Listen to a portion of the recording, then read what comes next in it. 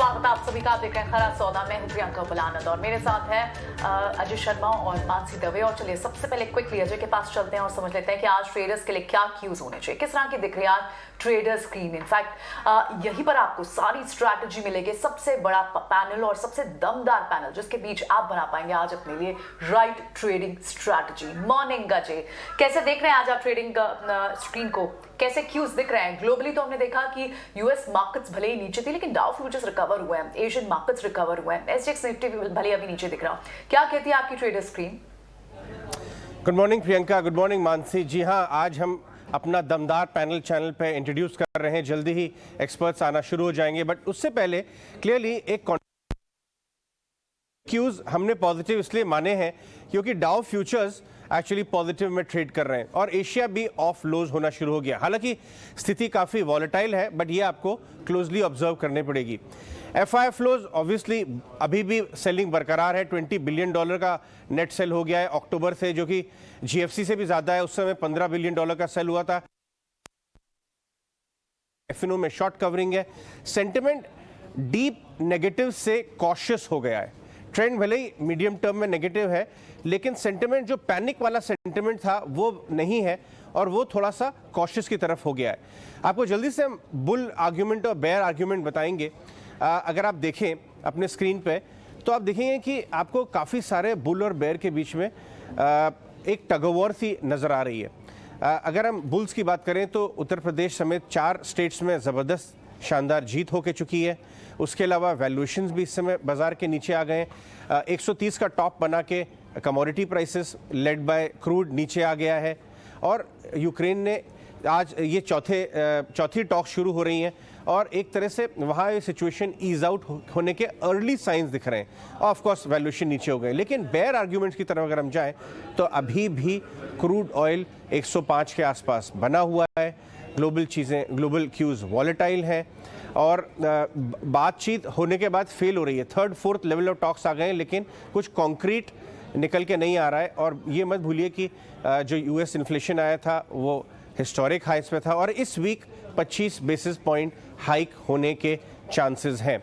Of course हमने देखा कि ईसीबी ने भी इस वीक काफ़ी हॉकिश टोन अपनाई। तो कुल मिला के देखा जाए चीज़ें थोड़ी सी बेहतर हुई हैं लेकिन सेंटिमेंट अभी भी कॉशियस है। एफएनओ में देखते हैं क्या हो रहा है और उसके लिए डिम्पी के पास जाते हैं। Good morning Dimpy. Good morning Ajay. और एफएनओ के अंदर अगर आप देखेंगे तो एफआईस की तरफ से तो फिर से बिकवाली हुई है 2200 करोड़ की। अब तो खैर रोज ही बोल देते हैं हम तो एफआईस की तरफ से बिना देखे सिर्फ अमाउंट बदलता रहता है। लेकिन अच्छी चीज़ सिर्फ अजय यही हो रही है कि अब आपका क्वांटम 10,000 से नीचे है, 5,000 से नीचे। अगर आप पिछले 3-4 दिन का आंकड़ा देख पा रहे होंगे तो एक बहुत बड़ा डरावना आंकड़ा तो खैर कम से कम नहीं है। या इस समय आप अपने स्क्रीन पर वो देख पा रहे हैं जहाँ पे स्टॉक फ्यूचर्स के अंदर कहाँ पे हुआ और ऑप्शंस के अंदर कहाँ पे कितना ट्रेड हुआ। जल्दी से आपकी स्क्रीन पर आएगा निफ्टी के आंकड़े। यानी निफ्टी के अंदर कल क्या हुआ था। निफ्टी के अंदर अगर आप देखेंगे तो कुल मिला के कल फ्रेश लॉन्ग पोजीशंस बनी थी लेकिन बिल्डअप उतना स्ट्रांग नहीं था। मार्केट एक रेंज में चर्निंग कर रहा है जो कि ऊपर की रेंज है 16,800, नीचे की रेंज 16,400 से 300 वाली रेंज है। ये 3.5% वही आपको बता रहा है और 16,600 एक सिल्वर लाइनिंग है। 200 पॉइंट नीचे सपोर्ट है, 200 पॉइंट ऊपर रेजिस्टेंस है। ये रेजिस्टेंस और सपोर्ट हमने आपके लिए कैलकुलेट किए हैं। 16,600 पे खड़ेंगे तो सबसे नीचे आपको 16,400 दिखेगा। 16,752 से पहला रेजिस्टेंस 16,900 को अगर ये वाला जो लेवल क्रॉस होता है नया हाई बनेगा तो ऊपर निकल के जाएगा। नया हाई बनेगा। ये मेरे हिसाब से लक्ष्मण रेखा है जो बाजार को क्रॉस करना जरूरी है। जैसे आपने डेटा का इंटरप्रिटेशन किया कि कॉशियस से थोड़े से लॉन्ग पोजीशन शुरू हो गए, अर्ली साइन शुरू पोजीशन से, बट थोड़ा सा बिल्डअप कम है, उतना दम नहीं है। यस, अब आप बैंक निफ्टी के आंकड़े में आपकी स्क्रीन पे दिखाता हूँ। ये बैंक निफ्टी का फ्यूचर्स आपकी स्क्रीन पे आएगा। यहाँ पे थोड़ा सा इंटरेस्ट ज्यादा है। यहाँ पे शॉर्ट कवरिंग होना भी शुरू हुई है। शॉर्ट कवरिंग से लॉन्ग में आने में समय लगेगा इसलिए बैंक निफ्टी को आपको ज्यादा समय देना होगा। ये शॉर्ट कवरिंग है, इसकी भी सिल्वर लाइनिंग ये 34,600 पे चल रहा है। 500 पॉइंट ऊपर आके रेजिस्टेंस है, 500 पॉइंट नीचे आके सपोर्ट है। आपको मैं जल्दी से पीसीआर का आंकड़े भी दिखा देता हूँ। पीसीआर ज्यादा महंगे नहीं है। अभी भी आप देखेंगे कि निफ्टी तो 1 के पास आ गया है लेकिन बैंक निफ्टी भी 1 के नीचे है। 0.75 था, अभी 1 के ऊपर आ चुका है बट फिर भी अभी इतना महंगा नहीं है, ओवरबॉट नहीं हुआ। और 25 का विक्स अभी भी ये बता रहा है कि आप 250-300 पॉइंट और ओवरनाइट पोजीशंस के लिए जरूर बचिएगा। इसमें आपको लेके नहीं जानी है, विक्स के साथ ये था। अब आपको मैं जरा ऑप्शंस के डाटा जल्दी से क्लियर कर देता हूँ। 16,500, 16,300 ये जो आप अपनी इस तरफ स्क्रीन पे देख पा रहे हैं 500 और 300 पुट राइटिंग है। इसका मतलब बेस है, यहाँ पे मंदी कटी हुई है तो ये अच्छा बेस बना हुआ है। कॉल राइटर्स तेजी कहाँ पे कटी हुई है। हुई है वो 16,800 पे 16,900 पे, इसलिए ये रेजिस्टेंस के लेवल है। और जो आप येलो कलर में देख पा रहे हैं ये सपोर्ट के लेवल है। मंदी कहाँ पे कटी हुई है और तेजी कहाँ पे कटी हुई है ये आपकी स्क्रीन पर है। राइट, दो बातें निफ्टी के पूरे लिंक में से बहुत खास निकल के आती हैं प्रियंका, कि एक तो 16,700 से 16,900 का जो जोन है वो डिसाइसिवली क्रॉस होने के बाद आप फ्रेश तेजी कर सकते हैं, नंबर 1, क्योंकि वो एक तरह से लक्ष्मण रेखा है। और दूसरा ये कि जो मैंने भी आपको ग्लोबल क्यूज में बताया था कि पैनिक सिचुएशन से कॉशियस हो गई है। जब वर्स बैड बनता है तो बाजार चल जाता है, क्योंकि मामला बहुत पैनिक वाला नहीं है, कॉशियस हो गया। और आपने देखा होगा अर्ली साइंस लॉन्ग पोजीशन के शुरू हो गए, हालांकि डेटा वीक है। Priyanka, back to you. Alright, thanks so much Ajay for this update। तो ये एक बड़ा आपको ट्रिगर ध्यान रखना है कि अब पैनिक नहीं, कॉशियस वर्ड माइंड में रखना है। यानी इस कॉशियस वर्ड के साथ क्या मायने निकाले जाएं, यानी क्या अब ट्रेडिंग के मौके निफ्टी पर बनते हैं, यहाँ से लॉन्ग्स बनेंगे। एसजेएक्स निफ्टी तो हालांकि हल्की सी अभी इस वक्त थोड़ी सी प्रेशर में शुरुआत दिखाई दे रहा है, लेकिन क्या यहाँ रिकवरी आ जाएगी? जैसे हमने देखा डाउ फ्यूचर्स रिकवर हुआ है। हमारे साथ हमारा पूरा पैनल तैयार होगा जो आपको निफ्टी पर, बैंक निफ्टी पर स्ट्रैटेजी देगा, आपको कहाँ ट्रेडिंग के आज मौके मिलेंगे, इस पर हमारे साथ एक बड़ा पैनल होगा। हमारे साथ राहुल शर्मा है, अभिजीत पाठक है। Good morning to both of you gentleman. सबसे पहले अभिजीत, मैं आपसे समझना चाहूंगी कि आज पहले राहुल पर चलते हैं। राहुल, आज किस तरह से किस तरह से निफ्टी पर स्ट्रैटेजी होनी चाहिए? अगर आप रिकवरी देखें तो निकाई की मजबूत शुरुआत हुई है, डाउ फ्यूचर्स रिकवर हुए हैं, क्या हम भी रिकवर कर जाएंगे? आप किन लेवल्स के आज ट्रेड करेंगे निफ्टी पर?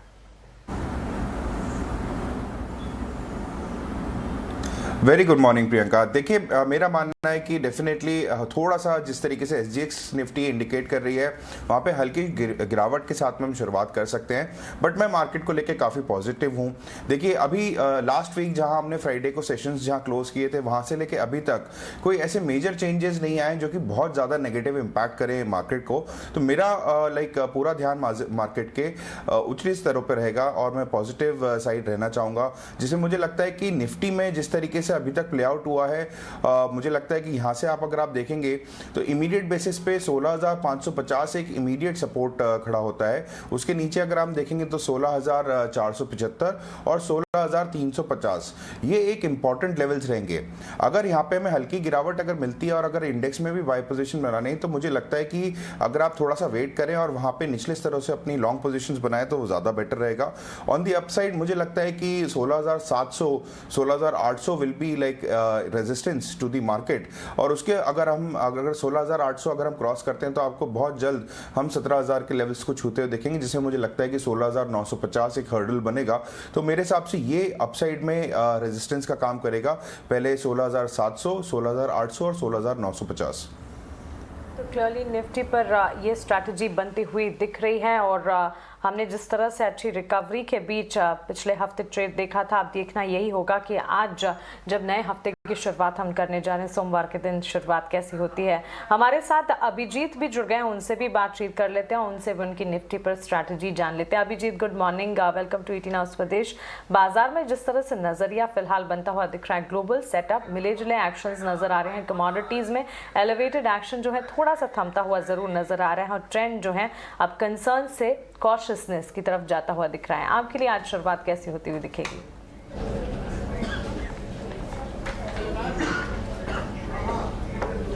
Sorry, I couldn't last sentence नहीं सुनाई दिया। Abhijit, if I am audible to you, आज के लिए शुरुआत निफ्टी बैंक निफ्टी पर आपका नजरिया क्या होगा?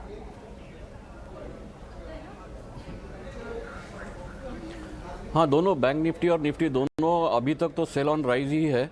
तो मेजर स्टॉप लॉसेस जो है वो लास्ट वीक के हाईज है, वो मेजर स्टॉप लॉस है, लेकिन उसके पहले फ्राइडे का high will be a stop loss to trading के लिए। फ्राइडे का हाई स्टॉप लॉस होना चाहिए, और थोड़ा अभी रेंज बाउंड हो सकता है, जैसे लास्ट वीक का जो लो था जहाँ से रिकवरी आई और लास्ट वीक का हाई था ये, क्योंकि एक्चुअली वीकली कैंडल देखेंगे तो वो बुलिश कैंडल बन गया है, बुलिश इंगल्फिंग।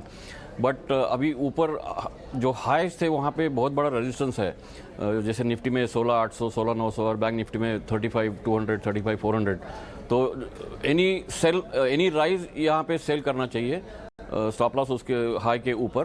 और वापस जहाँ तक नीचे कम से कम फ्राइडे या थर्सडे के लो तक जा सकता है, लेकिन वहाँ पे थोड़ा कॉशियस होना चाहिए क्योंकि जो लास्ट वीक का वीकली कैंडल है वो बुलिश है। इसके वजह से जब तक उसके नीचे क्लोज नहीं मिलता वीकली तब तक पूरा बेरिश नहीं कहूँगा, लेकिन तब तक रेंज बाउंड रह सकता है। ऑलराइट, ठीक है। अभिजीत के लिए आज सेल ऑन राइज की स्ट्रैटेजी रहेगी निफ्टी पे, तो हम एक कंपाइल्ड व्यू भी आपके लिए लेकर आएंगे जहां हमारे पैनल का क्या व्यू बन रहा है आज निफ्टी पर, कैसे ट्रेड करें, बैंक निफ्टी पर कैसे ट्रेड करें। इस वक्त हमारे साथ ईटी नाउ स्वदेश के मैनेजिंग एडिटर निकुंज डालमिया बने हुए हैं। निकुंज, गुड मॉर्निंग। आज आप किस तरह से वॉच आउट करेंगे निफ्टी के लेवल्स को? क्या आपको लगता है कि यहाँ से प्रेशर ही होगा क्योंकि अभी भी ग्लोबल टेंशन अभी भी वही है, हम एक नए हफ्ते में जरूर आ गए हैं। निकुंज, अगर आप सुन पा रहे हैं मुझे, तो क्या होने चाहिए आज निफ्टी के लेवल्स, क्या करना चाहिए आज ट्रेडर्स को? प्रियंका, देखिए इस हफ्ते की पहले बात करते हैं। इस हफ्ते सबसे पहले क्या अजम्पशंस आप कर सकते हैं? अजम्पशन नंबर 1 है कि क्या क्रूड टॉप आउट हो गया, लगता है जिस प्रकार से कच्चे तेल और क्रूड में गिरावट आई है। सेकंड, क्या मार्केट एक रेंज में सेटल हो रहा है, रिलायंस स्टेबल हो रहा है, HDFC बैंक को एक बड़ा RBI की जो न्यूज़ है उससे सहारा मिलेगा, और हम देख रहे हैं कि मार्केट 16,000 के आसपास आउट परफॉर्म कर रहा है। तो क्या निफ्टी इस हफ्ते सेटल हो रहा है? और तीसरा, फेड को लेकर के क्या उम्मीद करनी चाहिए? मेरा मानना है फेड 25 बेसिस से ही ब्याज दर बढ़ाएगा, उसके ऊपर नहीं जाएगा। हालांकि टोन और कमेंट्री काफ़ी हॉकिश रखेगा। और एक हफ्ता जो है होली का हफ्ता है, 4 दिन का मार्केट है, ट्रंकेटेड मार्केट है। तो क्या इस हफ्ते में होली का लाल कलर ज़्यादा देखने को मिलेगा या हरा कलर ज़्यादा देखने को मिलेगा? मैं उम्मीद करता हूँ हरा कलर ज़्यादा देखने को मिलेगा, बिकॉज धीरे धीरे जो हम बात कर रहे थे कि जो इश्यूज थे मार्केट में क्रूड को लेकर के, लग रहा है जियोपॉलिटिकल फ्रंट में एक उम्मीद की किरण जो आ रही है कि भाई बातचीत चालू हो सकती है, अगले चक्र में पहुंच सकती है। और तीसरा, जिस प्रकार का हैवी वेट्स में पैटर्न देखने को मिल रहा है, I will not be surprise that market इस हफ्ते रेंज बाउंड रहे with a positive bias, and a little bit of short covering also can not be ruled out. Good morning Nikunj. In fact जो आप कह रहे हैं वो उसका थोड़ा थोड़ा झलक FNO डेटा में ऑलरेडी दिखाई भी देने लगी। लास्ट वीक हमने थोड़ी फ्रेश लॉन्ग पोजीशंस फॉर्म होती हुई देखी, हालांकि क्वांटम थोड़ा अभी कम है। लेकिन अगर हम कुछ स्टॉक्स या कुछ एरियाज सेक्टर्स की बात करें निकुंज, तो कौन से एरियाज में आपका इस समय रुझान होगा? जैसे फॉर एग्जांपल, जैसे हम लोगों ने बात की थी कि जिस तरह से क्रूड 130 वाला शार्पली ऑफ हाइज आया, तो पीक ऑफ पेसिमिज्म वाले सीमेंट काउंटर्स एंड पेंट्स वापस से रिजुविनेट हो गए। कुछ और आप ऐसे स्पेसिफिक एरियाज पे आपकी नज़र है दिस मॉर्निंग? देखिए, पेंट कंपनीज पे और क्रूड डेरिवेटिव्स पे नज़र रखनी चाहिए अजय। सीमेंट में भी मैं इतना बुलिश नहीं हूँ, बिकॉज सीमेंट के अंदर कोल और सप्लाई डिस्ट्रप्शंस काफ़ी रहेंगे, और मेरे को ये लगता है कि वहाँ पर डिमांड पे भी असर पड़ेगा। तो सीमेंट हालांकि गिर चुका है, मगर मुझे लगता है जो पहला उछाल आएगा शायद वो एशियन पेंट्स जैसी कंपनियों में ज़्यादा आएगा, बिकॉज ये स्ट्रॉन्ग कंपनीज हैं जिनकी बैलेंस शीट अच्छी है। आपको पता है ग्रोथ आएगी। चैलेंज ग्रोथ का नहीं है, चैलेंज मार्जिन का है और वैल्यूएशंस का है। तो वैल्यूएशंस कम हो चुके हैं, क्रूड का जो झटका था कम हो रहा है। तो एशियन पेंट्स ही नहीं, अगर आप देखें तो एस्ट्रल पॉली हो गया, पिडिलाइट हो गया, एशियन पेंट्स के अलावा भी एक्जो नोबल है, वो पूरा का पूरा ऑयल डेरिवेटिव स्पेस जो है, जो कि कमोडिटी कंज्यूमर है, मुझे लगता है उसमें तेजी आ सकती है। कमोडिटी प्रोड्यूसर्स से आप दूर रहना चाहिए। अगर क्रूड टॉप आउट हो रहा है तो जाहिर है बेस मेटल प्राइसेस में भी तेजी जो थी और रुक सकती है। तो खास करके नॉन फेरस को इस समय थोड़ा अवॉइड करना चाहिए। हिंडाल्को, वेदांता जो हम बात कर रहे थे 3 हफ्ते पहले, उनको लेना चाहिए। मेरा मानना है कि वहाँ पर जो ट्रेड है वो रिवर्स हो चुका है। जो न्यूज़ है अजय, वह रहेगी HDFC बैंक के अंदर। HDFC बैंक के लिए क्या न्यूज़ है? तो HDFC बैंक में रिजर्व बैंक ऑफ इंडिया ने उनको अनुमति दे दी है कि आप अपना डिजिटल बिजनेस एक्सपैंड करें, और HDFC बैंक के पास कैपेबिलिटी है डिजिटल बिजनेस एक्सपैंड करने की। अब इस एम्बार्गो के हटने के बाद वह नए कस्टमर एक्वायर कर सकता है, नए प्लेटफॉर्म एक्वायर कर सकता है। हमें बोला गया है कि एक नई पोर्टल आ रहा है HDFC बैंक की खबर है, अब शेयर बाजार के अंदर अनकन्फर्म खबर है कि वह एक प्रकार का पोर्टल होगा जिसके अंदर आप कार की खरीदारी बिकवाली बेच सकते हैं और HDFC बैंक उनको फाइनेंस करेगा। तो ऐसे काफ़ी चेंजेस हैं अजय, जो मुझे लगता है कि HDFC बैंक के डिजिटल बिजनेस में आएंगे। तो एक वह न्यूज़ एक खबर में रहेगी। जहां मैं थोड़ा सोच रहा हूं अजय, वह है जुबिलेंट फूड वर्क्स। भाई पिज्ज़ा बनाती है। पोटा साहब के जब वो CEO थे, देखिए अजय कौल जब CEO थे और जब पोटा साहब CEO थे, तो उसके अंदर जुबिलेंट फूड वर्क के अंदर काफ़ी बुनियादी परिवर्तन आए थे। तो उस स्टॉक को लेकर के मुझे आज लगता है कि थोड़ा नरमी का रुख ज़रूर रहेगा। बिल्कुल। गुड मॉर्निंग निकुंज, आपने बताया Holi of course festival season फिर से शुरू हो रहे हैं, ट्रंकेटेड वीक है और 18 आवर्स स्वदेश का स्क्रीन भी अब हम आज चमकता हुआ देख रहे हैं, क्योंकि पैनल ऑफ गेस्ट टेक्निकल्स जो हमारे साथ लगातार आज जुड़ने वाले हैं और कई सारी अपनी टेक्निकल कॉल्स देने वाले हैं, तो कई सारे एलिमेंट्स लाइंड अप हैं। लेकिन साथ ही एक और चीज़ है, रशिया यूक्रेन के बीच आज चौथे दौर की बातचीत जो होने वाली है। ऑफकोर्स 3 दौर की बातचीत बेनतीजा निकली है, लेकिन अब बाजार इस पर रिएक्ट कम ही कर रहा है। तो क्या एक तरह से सिचुएशन जो है कह सकते हैं डिस्काउंट होती हुई दिख रही है और क्लियरली अब सेंटिमेंट जो है, जैसे अभी सुबह अजय भी बता रहे थे कि जो डीप कंसर्न्स थे वहां से कॉशियसनेस की तरफ हम बढ़ रहे हैं, धीरे धीरे पॉजिटिविटी का रुझान बनेगा। अजय जी न्यूज़पेपर पढ़ना है क्या है जी? अजय जी क्या देखा उसमें आपने? निकुंज जी देखिए, लास्ट वीक हमने देखा फर्टिलाइजर और एग्रोकेम में बड़ी जबरदस्त तेजी आ गई। लोग समझ नहीं पाए हुआ क्या, हालांकि उसमें भी रशिया का इम्पैक्ट था। तो मैं वही देख रहा था कि किस तरह गवर्नमेंट जो है अब इस मामले को हैंडल करेगी और फर्टिलाइजर और एग्रोकेम की कीमतों को थोड़ा सा चेक में रखने की कोशिश करेगी और एडिक्वेट सप्लाईज की जानकारी लेगी, इसलिए क्योंकि वो बहुत एरिया ऑफ इंटरेस्ट है मार्केट का। अरे एपी साहब भी दिख रहे हैं सर, टीवी पर हो, थोड़ा मुस्कुरा दो। अच्छा, AP is not able to hear my voice. नहीं देखिए, आपका ऑडियो तेज करिए। I can hear you. नहीं पाठक साहब टीवी पर हो, थोड़ा मुस्कुरा दीजिए। अच्छा ओके। ऑडियो नहीं जा रहा। चलिए मैं देखिए मानसी, जो आपने सवाल पूछा उसकी बात अगर करें तो शेयर बाजार में इंडियन मार्केट्स में क्या फ़र्क पड़ता है? इंडियन मार्केट्स में जियोपॉलिटिकल अपडेट से एक ही फ़र्क पड़ता है जी, क्रूड में क्या होने वाला है। Frankly crude, supply chain, inflation. अब जियोपॉलिटिकल जो हमारे व्यूअर्स हैं वह इसी 3 चीज़ों पे नज़र रखते हैं जी, भाई किस प्रकार से प्रोग्रेस हो रही है, और अगर प्रोग्रेस अच्छी चल रही है तो क्या ये जो जियोपॉलिटिकल रिस्क को लेकर के प्रीमियम हुआ था, कमोडिटी के अंदर डिस्ट्रप्शन हुआ था, क्या वो सेटल होगा? That is the only thing matters. उसमें शेयर बाजार का आज ये मानना है, व्यू कल चेंज हो सकता है कि भाई प्रोग्रेस अच्छी हो रही है और आज नहीं तो कल नहीं तो परसों, जल्द ही हो सकता है मार्च के महीने के अंदर हमें कुछ प्रोग्रेस देखने को मिलेगा। मगर एक शेयर है जो मेरी रडार पर है अजय, और वह है डीमार्ट। और आप जानना चाहेंगे मैं डीमार्ट इस समय क्यों एक अपने रडार पे रख रहा हूँ? देखिए, एक सिंपल रीज़न है कि महंगाई वापस आ चुकी है।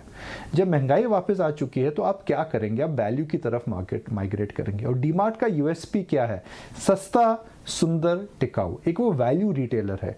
तो मुझे लगता है कि जो भी वैल्यू रिटेलिंग से या भी जो भी कंपनी वैल्यू को इस समय फोकस करती है, सस्ता, सुंदर, टिकाऊ, मुझे लगता है उन कंपनियों पे नज़र रखनी चाहिए मेरा। और ये भी मानना है कि डीमार्ट के अंदर इस साल फुटफॉल्स आपके ज़्यादा होंगे, आप स्टोर के अंदर ज़्यादा समय बढ़ाएंगे।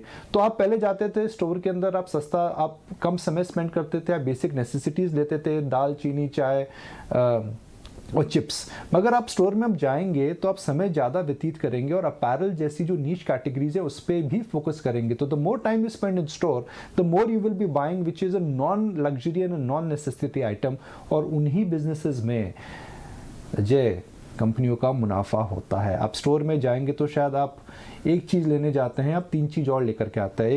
एक नॉर्मल साइकोलॉजी है। मानसी, प्रियंका भी वीकेंड पे कोई स्टोर में गए होंगे तो सोचते हैं कि हम 2 चीज़ लेने गए थे, 3 चीज़ लेकर आते हैं। तो ये कोविड के समय में नहीं हो रहा था। कोविड के समय में आप ऑनलाइन ऑर्डर कर रहे थे या फिर आप कम समय के लिए जाते थे, ज़्यादा लेते थे, नेसेसिटीज़ लेते थे और अननेसेसरी परचेजेस नहीं करते थे, आप स्पेंड थ्रिफ्ट नहीं होते थे। तो मुझे लग रहा है वैल्यू इन चीज़ों को लेकर के उन मॉल्स पे, उन कंपनियों पर नज़र रखिए, उन स्टोर वाली कंपनियों पर नज़र रखिए जहाँ पर अब कंज्यूमर थोड़ा स्पेंडिंग ज़्यादा करेगा और हाई मार्जिन बास्केट की तरफ माइग्रेट करेगा। एक आइडिया है, तो मुझे लगता है डीमार्ट पे ज़रूर नज़र रखनी चाहिए। बिल्कुल श्योर निकुंज, बिल्कुल बहुत बहुत धन्यवाद आज सुबह हमसे बात करने के लिए। निकुंज बता रहे थे मार्केट पे अपना view, sectors to watch out for. भूलिए मत एक स्टॉक जो आपको रेडार पे रखना चाहिए, डीमार्ट। आप स्टॉक्स की बात करें तो और कौन से ऐसे स्टॉक्स हैं और उनके पीछे क्या वजह हैं, ट्रिगर्स क्या हैं जिसकी वजह से आज उनमें मूवमेंट हो सकता है? आइए जानते हैं Trimurti stocks with Sharad Dubey. Sharad, good morning.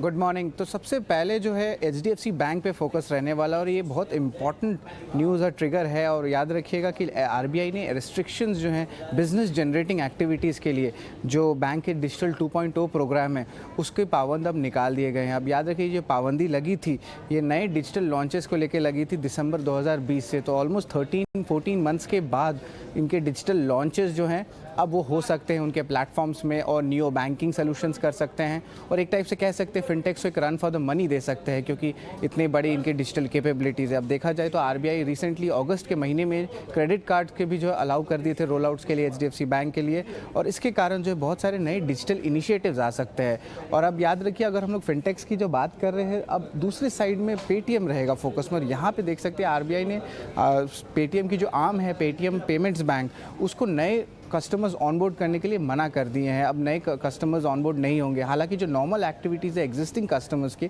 वो कंटिन्यू होने वाले हैं। इसके अलावा RBI ने ऑब्जर्व किया कि थोड़ी सी मटेरियल सुपरवाइजरी कंसर्न्स देखने को मिली है। अब रिएक्शन पेटीएम का आया है कि वो एक नए ऑडिट कमेटी बनाएंगे, जहाँ पे उनके जो IT सिस्टम्स है उन्हें ऑडिट किया जाएगा। अगर इम्पैक्ट के बारे में बात करें तो ज़रूर नेगेटिव रहेगा, और जो उनकी जो स्मॉल फाइनेंस बैंक की लाइसेंस की जो रिक्वायरमेंट थी, अब शायद वो डिले हो सकती है। तो ये जो है एक टाइप से नेगेटिव प्रेशर रहेगा पेटीएम में। अब मैनेजमेंट मूवमेंट FMCG स्पेस में देखा गया था, कोलगेट पामोलिव में हुआ। अब जो है जुबिलेंट फूडवर्क्स भी फोकस में रहने वाला है। इनके जो MD और CEO थे प्रतीक पोटा, उन्होंने रिज़ाइन कर दिया अपने पोस्ट से, और इसके अलावा जो वो कंटिन्यू करेंगे अपनी पोस्ट लगभग 15 जून तक। लेकिन याद रखिएगा, इनके कंट्रीब्यूशन बहुत इमेंस रही है, री रेटिंग हुई है स्टॉक में, और इसके अलावा जब वो 2017 से ज्वाइन किए थे, अब तक लगभग 5 गुना स्टॉक बढ़ चुका है, 400% का इंक्रीज़ देखने मिला है। और अगर CAGR बेसिस पे देखें तो ऑलमोस्ट 39% रहा गया है। तो बहुत सारे नए इनिशिएटिव्स आए हैं, नए फूड कैटेगरीज में गए हैं। तो ऑफकोर्स एक स्ट्रैटेजिक रोड मैप आगे क्या होगा उस पर लेके जो है ज़रूर स्टॉक में आज थोड़ी अर्ली सेशन में दबाव देखने मिल सकता है। शरद, बहुत बहुत शुक्रिया इस अपडेट के लिए। तो HDFC बैंक, जुबिलेंट फूड और पेटीएम, ये तीनों स्टॉक्स फोकस में रहेंगे। इन पर लेवल्स भी पूछेंगे अपने एक्सपर्ट से कि यहाँ ट्रेडिंग स्ट्रैटेजी कैसी बनानी चाहिए। लेकिन क्योंकि हमारे पैनल से ये जानना जरूरी है कि आज निफ्टी पर क्या करें, तो हमारी तीसरी निफ्टी पर कॉल जो है वो प्रशांत की तरफ से। प्रशांत, गुड मॉर्निंग। आप कैसे ट्रेड करेंगे आज निफ्टी पर? जी प्रियंका, वेरी गुड मॉर्निंग, और सभी दर्शकों को नमस्कार। मेरा ये व्यू है क्लियर कि निफ्टी जो डेली चार्ट है उसमें एक बेरिश ट्रेंड चैनल के बीच चल रहा है। अगर आप एक ट्रेंड लाइन मांगो आपको दिख जाएगा एक बेरिश ट्रेंड चैनल, जो कि एक टेक्निकल पैटर्न है, और इसमें इस बार हम उसके हाई को छू नहीं पाए। ये एक बहुत बड़ा वीकनेस दिखाता है, और अगर हम उसके लो की तरफ जाए तो क्या होता है, तो हमारी स्ट्रैटेजी क्या होनी चाहिए। तो निफ्टी जो मार्च के फ्यूचर्स है, मुझे लग रहा है कि इसमें सबसे अहम रेजिस्टेंस है 16,900 का, और हमें अगर इसके ऊपर क्लोज नहीं मिले तो कोई भी पोजिशनल लॉन्ग्स रखने नहीं चाहिए। और जैसे कि मैं शुरुआत से बताते आ रहा हूं कि जब तक हम बजट डे लो के नीचे ट्रेड करते हैं वो पूरा साल बेरिश ही रहता है। तो बजट डे लो इस साल का क्या था, 17,250। जब तक हम उसके ऊपर क्लोज नहीं दे, कोई भी ओवरनाइट लॉन्ग्स कैरी करने के लिए स्ट्रिक्ट ना होगी। आप इंट्राडे कर रहे हो 50-100 पॉइंट के स्टॉप लॉस से, बिल्कुल सही है, बट अगर आप ओवरनाइट लॉन्ग्स कर रहे हो, मेरे हिसाब से वो रिस्की होगा। तो मेरी ये स्ट्रैटेजी होगी कि निफ्टी में अगर 16,700 से लेके 16,800 के बीच एक रैली मिल जाए, वहां पे मैं शॉर्ट जाना चाहूंगा, यानी एक थोड़ी यहाँ से एक 100 पॉइंट की रैली पे, और मेरा स्टॉप लॉस होगा 17,080 के ऊपर, यानी आप 17,100 कह सकते हो, 17,100। और मैं जो टारगेट देख रहा हूँ निफ्टी पे वो करीबन 15,700 का देख रहा हूँ। Gentleman, stay with us. Anurag Singh को भी जोड़ते हैं अपने कॉन्वर्सेशन में, यूएस से बात कर रहे हैं हमारे साथ। Anurag, good morning. Over the weekend और आज सुबह जो क्यूज आ रहे हैं ग्लोबल, आपको लगता है चीजें वर्स टू बैड हो रही हैं? मतलब एकदम पैनिक लाइक सिचुएशन थोड़ी तो सुधर रही है, लेकिन अभी काफी टाइम लगेगा जब नॉर्मलसी आ सके। जी अजय, गुड मॉर्निंग एंड सब सुनने वालों को नमस्कार। अजय, सिचुएशन वही बनी हुई है। देखिए, आई थिंक मैंने पिछले हफ्ते ही व्यू चेंज किया था अपना, और आई थिंक उसका बैकग्राउंड ब्रॉडली मैंने ये दिया था कि देखिए, वाइल वॉर नहीं हो रहा है, और वहां तक हमारा एस्टिमेट सही था, बट आई थिंक एक डिफरेंट सा इंक्लिनेशन मुझे इस करंट एडमिनिस्ट्रेशन का दिख रहा है यूएस में, और वो मार्केट भी ऑब्जर्व कर रहा है कि नेगोशिएशन के मूड में कोई है नहीं। और एज लॉन्ग एज लोग नहीं करेंगे, देखिए with Russia on the table, तो चीजें क्लियर नहीं होंगी अजय। और आई थिंक उस पर फिर ये अनसर्टेनिटी बनी रहेगी। उस पर एक पॉलिटिकल व्यू है अजय, एंड आई थिंक मैं इसको हमेशा ही इकोनॉमिक्स को पॉलिटिक्स के साथ लिंक करके देखने की कोशिश करता हूँ। अजय, चैलेंज ये है कि अभी इधर डोमेस्टिक इकोनॉमी में मर्बर्स शुरू हो गए हैं कि देखिए ये सारा रशिया का इन्फ्लेशन है, एंड पुटिन्स इन्फ्लेशन, जैसे एक चाइनीज वायरस था ये पुटिन्स इन्फ्लेशन है। आई थिंक ये बहुत डेंजरस है, बिकॉज देन आई थिंक ये करंट डिस्पेंसेशन को सूट करता है कि एज लॉन्ग एज इन्फ्लेशन जिसका कोई इलाज शॉर्ट टर्म में नहीं था, they can all blame it on Russia and just kind of politically it suits them. So I think ये सारा कॉम्बिनेशन इस तरह पॉइंट करता है कि ये जल्दी सॉल्व नहीं होगा, और जितना ये लिंगर करेगा ये ओवरहैंग बना रहेगा, क्योंकि इसके देखिए आई मीन ये किसी भी करवट बैठ सकता है अजय, ये डेंजरस है। Anurag, good morning. Mansi this side. जिस तरह से हम देख रहे हैं, ऑफ कोर्स आप कह रहे हैं कि कंसर्न्स वाली सिचुएशन अब भी है, लेकिन कमोडिटीज़ में जो एलिवेटेड एक्शन था वो थमता हुआ या कुछ हद तक स्टेबल होता हुआ नज़र आ रहा है। प्लस हम देख भी रहे हैं कि भारतीय बाजार में भी कई सारे फैक्टर्स हैं, कई सारे ट्रिगर्स हैं जो कि सेक्टर्स को अपमूव दे रहे हैं। तो क्या लगता है सेंटिमेंट सेक्टर स्पेसिफिक, कमोडिटीज़ में क्रूड स्पेसिफिक कैसे नज़र आ रहे हैं? तो मानसी देखिए, ये तो एक अभी आजकल American bank of America, JP Morgan सभी ने करीब 185 से 200 तक के टारगेट्स शॉर्ट टर्म में दे दिए थे। ऐसा नहीं कि वो टारगेट्स कल ही आ जाएंगे, बट कहीं ना कहीं वो रिस्क बना हुआ है। देखिए रशियन सप्लाई तो वैसे 5 से 10% ही डिसरप्ट हुई है ग्लोबल स्केल पे, बट आई थिंक जो एनर्जी के लिए स्क्रैम्बलिंग हो रही है, कैलकुलेशंस ये कहते हैं कि डिस्पाइट नेगोशिएशंस इमीडिएट टर्म में उस शॉर्टफॉल का कोई सोल्यूशन नहीं है। तो वाइल ऑयल थोड़ा कूल डाउन हुआ है, बट अगेन आई थिंक ये तो सेंटिमेंटल रिएक्शंस होते हैं, ये बढ़ भी सकते हैं। सडनली एक न्यूज आइटम आएगा और ये 150 भी पहुंच सकता है। इस पर कॉल लेना बड़ा मुश्किल है मानसी कि ये क्या होगा। इस पर आई डोंट थिंक हम इसको बेस बनाकर ट्रेडिंग कर सकते हैं किसी भी तरह की। तो वो रिस्क, जैसा मैं कह रहा हूँ कि वो देखिए सिचुएशन वहीं पर है, that the world has to deal and negotiate with Russia, and as long as कोई negotiation नहीं कर रहा है, I think markets cannot settle। और वही आप रिएक्शन देख रहे हैं कि FI सेलिंग कर रहे हैं और ग्रेजुअली रुपी में भी फॉल आ रहा है, और आई थिंक ये स्टेबल मैक्रोज नहीं है जिस पर मार्केट ट्रेड कर सकते हैं, क्योंकि देखिए सेंटीमेंट बहुत बड़ी चीज है मार्केट के लिए मानसी। ऑलराइट, तो बिल्कुल शुक्रिया अनुराग इस अपडेट के लिए, आज सुबह हमारे साथ जुड़ने के लिए। तो सेंटिमेंट बहुत बड़ी चीज़ है, और अब भी हम देख रहे हैं कि जिस तरह से क्रूड भले ही नरम हुआ है, सॉफ्ट हुआ है यहाँ से, लेकिन क्योंकि अब कहीं ना कहीं प्रोग्रेसिव टॉक्स दिख रही हैं और शायद इसका समाधान जल्दी होते हुए दिख रहा है, और बाजार अब नए ट्रिगर्स को देख रहा है। बाजार अब फेड के रेट हाइक को आय कर रहा है, और कौन से बड़े ट्रिगर्स हैं जिस पर आज हमारे एक्सपर्ट्स स्ट्रैटेजी बना रहे हैं निफ्टी पर बाय या सेल करने की। हमारे साथ पूरा पैनल, हमारे साथ अब कुणाल बोथरा भी हैं, हमारे साथ नरेश मिरानी है, इनसे भी जान लेते हैं कि आज वो किस तरह से ट्रेड कर रहे हैं। Good morning Naresh and Kunal. Naresh, coming to you first, आप निफ्टी पर आज कैसे ट्रेड कर रहे हैं? निफ्टी में यही एक्सपेक्टेशन है कि रेंज बाउंड मूव रहेगा, और 16,400 और 16,800 का रेंज है। तो अभी भी जहां तक ये जो सेटअप है ये बाय ऑन डिप्स है, तो अगर 16,500 530 के आसपास मिले अगर गैप डाउन में, तो एक बाइंग जोन बनेगा, और ऊपर में 16,650 के आसपास एक सेलिंग जोन है। पूरे दिन के लिए ये एक स्ट्रेटेजी रहेगी कि 16,500 530 के यहाँ बाई करना है या 16,650 के आसपास सेल करना है। ऑलराइट, ठीक है। एक बार वेरी क्विकली कुणाल आपका भी व्यू समझ लेते हैं, फिर नरेश के पास आएंगे और बाकी एक्सपर्ट्स से भी ट्रेडिंग के पिक्स लेंगे। कुणाल, आप कैसे देख रहे हैं निफ्टी पर लेवल्स आज? इंडेक्स स्पेसिफिक मेरा भी व्यू इसमें आज रहेगा कि मार्केट इंडाइसेस वाइज कंसोलिडेट कर रहा है। 16,200 to 800 का ब्रॉड रेंज है। हालांकि इंडिया विक्स लोअर हो चुकी है, सो हम एक्सपेक्ट कर सकते हैं कि रेंज और नैरो हो सकता है, बट 16,200 to 800 की ब्रॉड रेंज है। अगर इंडेक्स 100 पॉइंट्स 120 पॉइंट्स के आसपास गैप डाउन होकर ओपन होता है, तो आई थिंक इंट्राडे ट्रेडर्स के लिए एक मार्जिनल अपटिक का ट्रेड बन सकता है, जहां से वो इंडेक्स बाय कर सकते हैं 70-80 पॉइंट्स अपटिक के लिए। ऑलराइट, तो क्लियरली कुणाल की तरफ से भी उनकी इंडेक्स पर स्ट्रैटेजी हमने जानी। Naresh, good morning. आप बताएं आपकी तरफ से स्टॉक स्पेसिफिक रिकमेंडेशंस कौन से होंगे, और उनमें से फिर आपकी कॉल ऑफ द डे क्या होंगी? जैसे कि ये वीक में फेड मीटिंग है और एक इवेंट रिस्क है, तो काफी डिफेंसिव रहूंगा, और डिफेंसिव रहूंगा स्टॉक नेम्स में, बट ये जो स्टॉक्स है जो एग्रेसिव बन गए प्राइस एक्शन में। सबसे पहले भाई रहेगा आईटीसी पर। आईटीसी जहाँ पे स्टॉक ने पहली बार इतने सालों में लास्ट 10 दिन तक पॉजिटिव क्लोज दिया है। टेक्निकली एक ट्रेंड लाइन ब्रेकआउट के ऊपर है, और 210 पे कम से कम 8 से 10 बार बॉटम बना चुका है और पहली बार रिलेटिव आउट परफॉर्मेंस है निफ्टी के साथ। तो यहाँ पे एक्सपेक्टेशन है पहले टारगेट होगा 265 जो रीसेंट हाई था, और वो क्रॉस हो गया तब एक बड़ा ही लॉन्गर टर्म ट्रेंड चेंज होता है। Stop loss 228। सेकंड है बाय सन फार्मा पर, जो लीडिंग रहा है पूरे फार्मा सेक्टर में।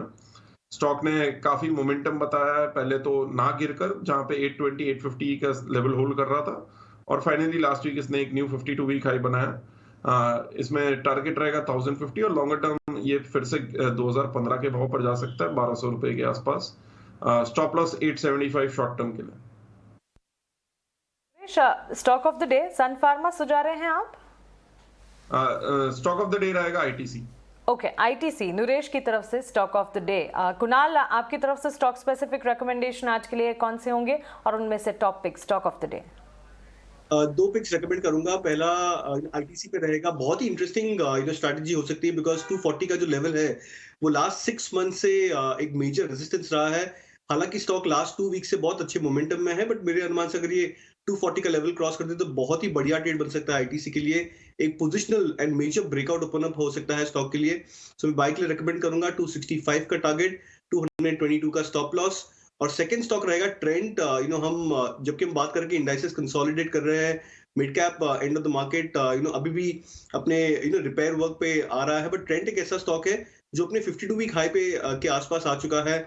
बहुत अच्छा मोमेंटम है, लास्ट वीक भी स्टॉक अपने highest point of the week पे क्लोज किया है। तो मेरा अनुमान है कि ये स्टॉक और ज्यादा मोमेंटम दिखा सकता है आने वाले कुछ एक दिनों में। बाय के लिए रिकमेंड करूंगा 1250 का टारगेट, स्टॉप लॉस 1150 का। और इन दोनों में से मुझे ऐसा लग रहा है call of the day, call of the week and possibly call of the month हो सकती है आईटीसी। अगर ये स्टॉक 240 को क्रॉस कर ले, 265 का टारगेट, 222 का स्टॉप लॉस। एक्सीलेंट। ये क्लियरली एक मैसेज भी घूम रहा था सोशल मीडिया पे कि क्रूड पे कुछ भी हो जाए, यूक्रेन में कुछ भी हो जाए, लेकिन आईटीसी, मैं आईटीसी हूँ, मैं तो हिलूंगा नहीं, शायद वो जिंक्स अब ब्रेक हो सकती है कुणाल के अकॉर्डिंग। चलिए राहुल के पास चलते हैं और वहाँ जानते हैं कि वो कौन से रॉबिले शेयर्स अपने रेडार पे रखे हैं। Good morning Rahul. राहुल बताइए आपके कौन से स्टॉक्स हैं आज रेडार पे? Very good morning Ajay ji. जी बिल्कुल, देखिए अजय जी, फ्राइडे का सेशन और पिछला हफ्ता बहुत ही इंटरेस्टिंग रहा मार्केट के लिए।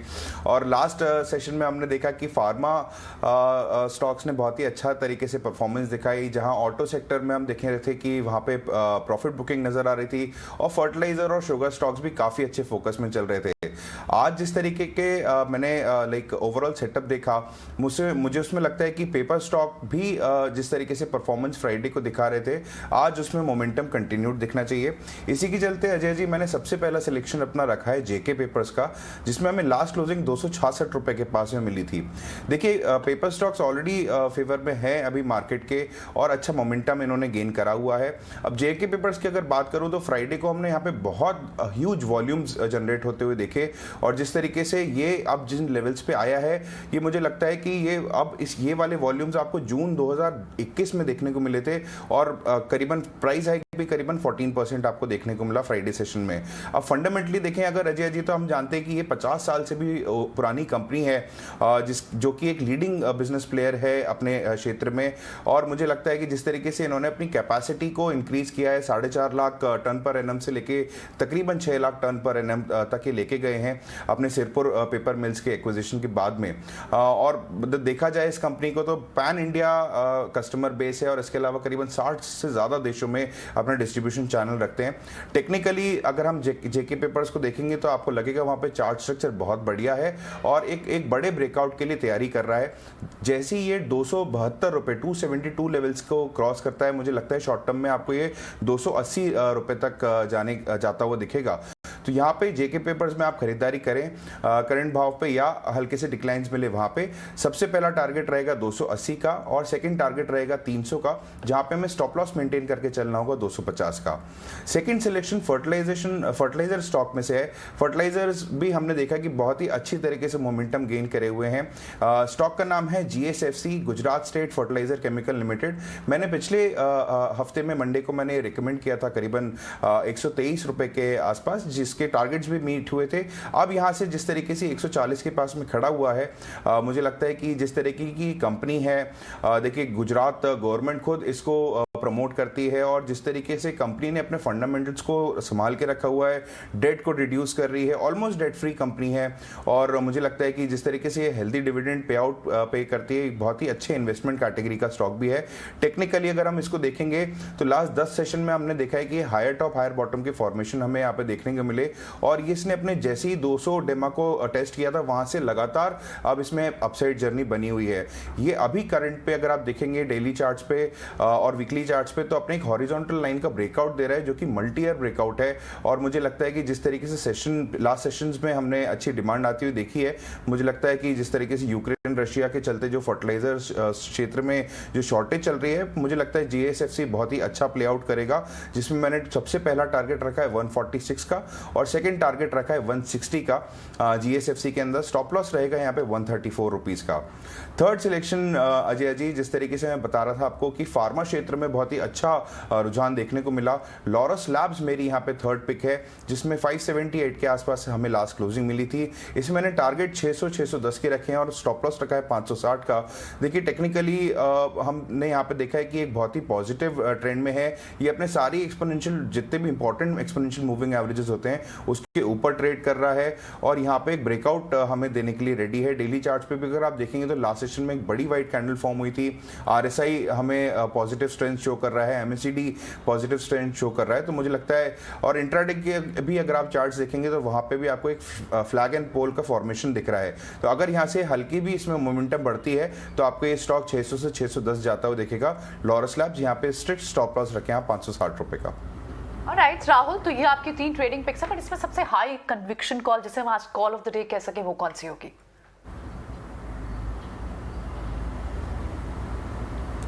देखिए यहाँ पे मेरे को जीएसएफसी बहुत ही पसंद आता है। मैंने पिछले हफ्ते से मैं इस स्टॉक को ट्रैक कर रहा हूँ, जहाँ मैं इसको 223 रुपए से मैंने रेकमेंड करना चालू किया था। ऑल्दो अभी 140 के आसपास आ चुका है, बट मुझे लगता है डेफिनेटली इसमें आगे आने वाले टाइम में आप और अच्छे रिजल्ट्स आते हुए देखेंगे, जिसको मेरे को लगता है कि थोड़े से अगर आप पोजिशनली देखें तो 160 के टारगेट्स आपको यहाँ पे आते हुए दिखेंगे। तो जीएसएफसी मेरा सिलेक्शन रहेगा। Point taken. अभिजीत, आपकी क्या होंगी आज की ट्रेडिंग कॉल्स और साथ ही आज आप कौन सी कॉल ऑफ द डे देंगे जिसे आप हाई कन्विक्शन ट्रेड मानते हैं आज का?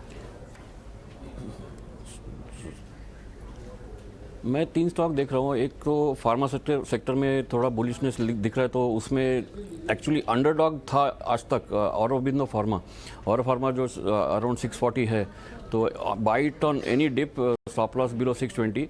और मैं इस मंथ मार्च में एक्सपेक्ट कर रहा हूँ तो वो 700 तक जा सकता है। And Auro Pharma even for the longer term is a very good pick in my opinion. Maybe 900 तक भी जा सकता है नेक्स्ट 6 महीनों में। ये है एक mid and long term pick for Auro pharma.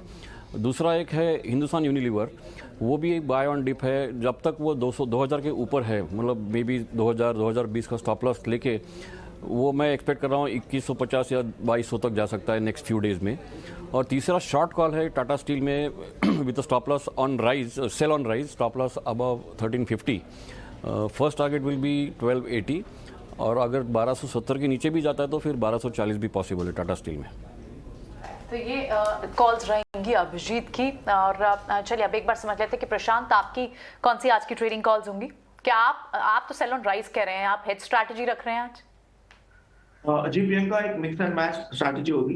तो सबसे पहला स्टॉक जो मुझे अच्छा लग रहा है वो है आईओसी इंडियन ऑयल, और इसमें अगर मैं देख रहा हूँ तो एक बहुत अच्छी रैली विद वॉल्यूम आई हुई है, तो इस रैली को मैं डेफिनेटली ट्रस्ट करना चाहूंगा। यहाँ पे दूसरी बात है कि मुझे एक रिस्क बहुत कम लग रही है, तो इसको मैं बाय करना चाहूंगा विद स्टॉप लॉस बिलो 118, यानी 117 116 हम स्टॉप लॉस रख सकते हैं। टारगेट में देख रहा हूँ जो एक बहुत बड़ी गैप बनी हुई थी नवंबर में 135-40 के बीच, तो मेरा टारगेट 135 होगा।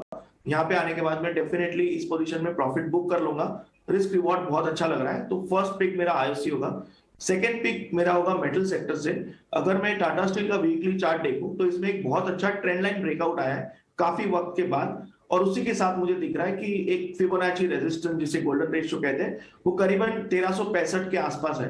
तो यहाँ भी मुझे एक रिस्क रिवॉर्ड के हिसाब से छोटी सी बाय ट्रेड अच्छी लग रही है, तो मैं इसको लेना चाहूंगा with stop loss of 1270 for a target of 1375। यहाँ पे 1360-65 हम पहुंच जाए तो हमें स्टॉप लॉस कॉस्ट पे लाके होल्ड करना होगा, क्योंकि हम एक अहम रेजिस्टेंस के यहाँ जाएंगे और वो जो लेवल है 1365-70 वो टाटा स्टील की नेक्स्ट ट्रेंड डिफाइन करेगा। तो ये एक रिस्क रिवॉर्ड के हिसाब से बाय होगा। इसी के साथ मेरा जो नेक्स्ट ट्रेड होगा वो एचडीएफसी लिमिटेड में शॉर्ट करना चाहूंगा एक रैली पे, और उसका जो रेंज होगा वो 2260 से 2280, यानी 2260 से लेके 2280। ये एक series of lower tops lower bottoms बनाते आ रहा है, और ये रैली को मैं यूज करना चाहूंगा ट्रेंड के साथ ट्रेड करने के लिए, ना कि बॉटम फिश करने के लिए। तो मैं इसको स्टॉप लॉस रखूंगा शॉर्ट करने पे 2310 के ऊपर, यानी 2315 2312 का स्टॉप लॉस हम रख सकते हैं। टारगेट मैं इसमें देख रहा हूँ 2120। ये 3 मेरे कॉल्स रहेंगे, और जो कॉल ऑफ द डे होगी वो होगी बाटा। इसी के साथ ट्रेंड के साथ ही जाते हुए इसमें एक अगर रैली आए 1830 से लेके 45, इस रेंज में मैं इसको शॉर्ट करना चाहूंगा। स्टॉप लॉस में रखूंगा 1865 के ऊपर, यानी 1870 के आसपास, और इसमें मैं टारगेट देख रहा हूँ 1700 का। तो ये 4 मेरी सिलेक्शन होगी, 2 बाय कॉल और 2 सेल कॉल। प्रशांत, 4 कॉल्स आपकी, 2 बाय 2 सेल, और लेकिन हाई कन्विक्शन ट्रेड आपका कॉल ऑफ द डे जिसे हम कह पाए। कॉल ऑफ द डे मेरा बाटा होगा, जो मैंने कहा for a target of 1700 to short between 1830 से लेके 1845 with a stop loss above 1865। Right, तो clearly Bata call of the day के तौर पर प्रशांत की तरफ से राय आती हुई। टेक्निकल दिग्गज हमारे साथ लगातार जुड़े हैं, उनसे स्टॉक स्पेसिफिक बातचीत होगी। लेकिन चलिए, एक और चीज़ आज आपके लिए जानना बहुत ज़रूरी है। हर रोज़ हम आपको बताएंगे कि कॉरपोरेट जगत में कौन किससे मिल रहा है, कौन से इन्वेस्टर्स मीट होते हुए दिख रहे हैं, कौन से फंड मीट्स होते हुए दिख रहे हैं। सारी की सारी डिटेल्स लेकर शरद हमारे साथ जुड़ गए हैं। शरद, बताएं who is meeting home today और क्या इंपॉर्टेंस है इसकी?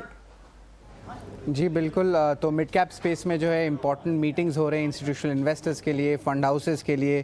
तो आज जो है सबसे पहले जो है बीएससी मीट करने वाली है जीएससी से 14 मार्च को, और देखा जाए तो ये एक इम्पॉर्टेंट मीटिंग इसलिए क्योंकि सॉवरेन फंड है आपकी, और इसके अलावा ग्रीनलैंड इंडस्ट्रीज़ भी जो है जीआईसी से मिलेंगे, और फिर गोल्डमैन सैक्स जो एसेट मैनेजमेंट है उनसे भी जो है ग्रीनलैंड इंडस्ट्रीज जो है मिलने वाले हैं।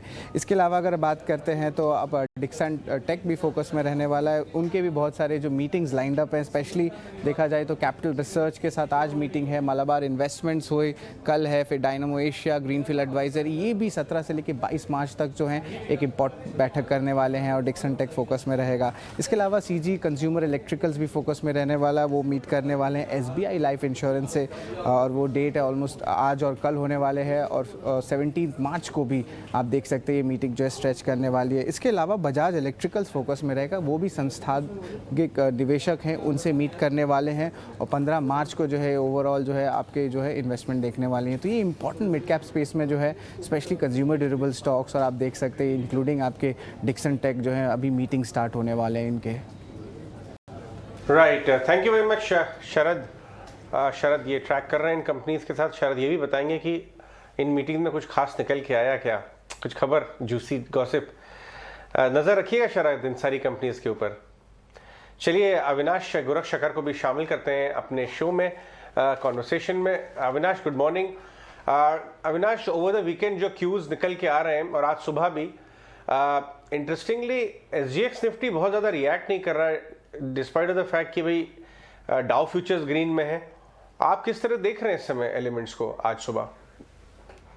Good morning Ajay. I think clearly Ajay, markets शायद एक दो और मैक्रो नंबर्स के तरफ देख रही है। जैसे कि सभी को पता है कि क्रूड की कीमतें बढ़ी है, तो गवर्नमेंट कब पेट्रोल डीजल की कीमतें बढ़ाएगी, तो ये एक बड़ा मसला रहेगा। आई थिंक कहीं ना कहीं मार्केट में ओपिनियन है कि 6-7 रुपए का तो इंक्रीज आना ही है, तो शायद इसीलिए मार्केट्स थोड़ी सी कॉशियस है, क्योंकि इसका इन्फ्लेशनरी इम्पैक्ट तो काफी सेक्टर्स पे आएगा। अभी भी क्रूड 108-110 डॉलर का लेवल पे है, तो इस लेवल पे मुझे लग रहा है कि जो कंज्यूमिंग सेक्टर्स है उनको डेफिनेटली मार्जिन प्रेशर देखने को पड़ेगा, तो ये शायद एक रीजन है। और दूसरी बात, फेड का जो इंटरेस्ट रेट का डिसीजन है जो 16 तारीख को हमको पता चलेगा, 25 बेसिस पॉइंट्स तो मार्केट्स ने ऑलरेडी डिस्काउंट किया है, लेकिन अगर बाई चांस 50 बेसिस पॉइंट आता है तो डेफिनेटली ये नेगेटिव सरप्राइज रहेगा।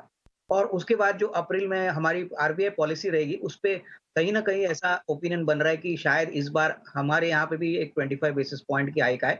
तो इस कारण से मुझे लग रहा है कि मार्केट्स अभी थोड़े से स्लो डायरेक्शन में आगे बढ़ेंगे। स्टॉक स्पेसिफिक एक्टिविटी आपको ज्यादा देखने को मिलेगी, बट ब्रॉड इंडेक्स लेवल पे शायद थोड़ा सा मार्केट कंसोलिडेट करने की कोशिश करेगा। राइट ये जो दो स्टॉक्स आज सुबह से हम लोग डिस्कस कर रहे हैं, HDFC बैंक जहां RBI की मंजूरी आ गई है और दूसरा मिस्टर पोटा का एग्जिट जुबिलेंट फूड में। अगर हम जुबिलेंट फूड की बात करें पर्टिकुलरली तो वो ऑलरेडी लास्ट एक महीने से स्लिप करता हुआ नजर आ रहा है, 4000 वाला कुछ 2800 के आसपास हो गया। अविनाश, इन दोनों स्टॉक्स पे क्या व्यू है आपके? In fact Ajay, as far as HDFC bank is concern, मुझे लग रहा है कि RBI ने सारे रिस्ट्रिक्शंस अभी हटा दिए गए हैं। अभी पूरी तरह से ये एग्रेसिवली डिजिटल बिजनेस में वापस उतरेंगे। मैनेजमेंट ने भी कहा है कि वो बहुत ही जल्दी और डिजिटल प्रोडक्ट्स अपने डिजिटल सूट में कस्टमर्स को प्रोवाइड करेंगे, तो डेफिनेटली पॉजिटिव है। मुझे लग रहा है कि इस सेगमेंट में काफी हद तक थोड़ा सा मार्केट शेयर लॉस भी इनका हुआ था, जो पॉसिबली आने वाले साल में ये रिकवर करेंगे। तो मेरे ख्याल से इवन करंट लेवल्स पे अगर किसी को खरीदना है 1390 97 पे, तो मुझे लग रहा है कि 1550 1650 का एक नियर टर्म का टारगेट बन सकता है। तो ये डेफिनेटली एक अच्छी अपॉर्चुनिटी है। दूसरी बात, मुझे लग रहा है कि कहीं ना कहीं मार्केट्स एज्यूम कर रहा है कि क्रेडिट ग्रोथ जो थोड़ा सा ढीला पड़ा था, एसेट क्वालिटी जो ढीली पड़ी थी, वो शायद FY23 में अच्छी होगी। रही बात जुबिलेंट फूडवर्क पे, तो स्टॉक वैसे भी एक्सपेंसिव है अजय, और मुझे लग रहा है कि देखिए अगर आप QSR स्पेस देखें तो काफी नए कॉम्पिटिटर्स मार्केट में उतरे हैं, जैसे कि देवयानी इंटरनेशनल है, उसके बाद सफायर फूड्स है। तो मुझे लग रहा है कि ये CEO का इस्तीफा डेफिनेटली नेगेटिव सरप्राइज है, लेकिन वैसे भी स्टॉक काफी एक्सपेंसिव था। तो मुझे लग रहा है कि अच्छे विकल्प अभी बाजार में अवेलेबल है, जैसे कि बर्गर किंग है, देवयानी इंटरनेशनल है, जो छोटे बेस पे काम कर रहे हैं, और मुझे लग रहा है कि यहाँ पे ज्यादा ग्रोथ आपको देखने को मिलेगा। हालांकि जुबिलेंट भी बढ़ेगा, लेकिन इंक्रीमेंटल जो ग्रोथ है वो बड़े बेस पे शायद थोड़ा कम आएगा। तो ये एक कारण है कि स्टॉक में पिछले 1-2 महीने से आपने देखा है एक डाउनवर्ड ट्रेंड इन्वेस्टर्स ने देखा है। Alright Avinash, interesting view. अब एक बार ये देख लेते हैं कि आज कौन से स्टॉक्स और ब्रोकरेज हाउसेस की रिपोर्ट्स आई हैं। पूजा ने ये सारे रिपोर्ट कंपाइल की हैं।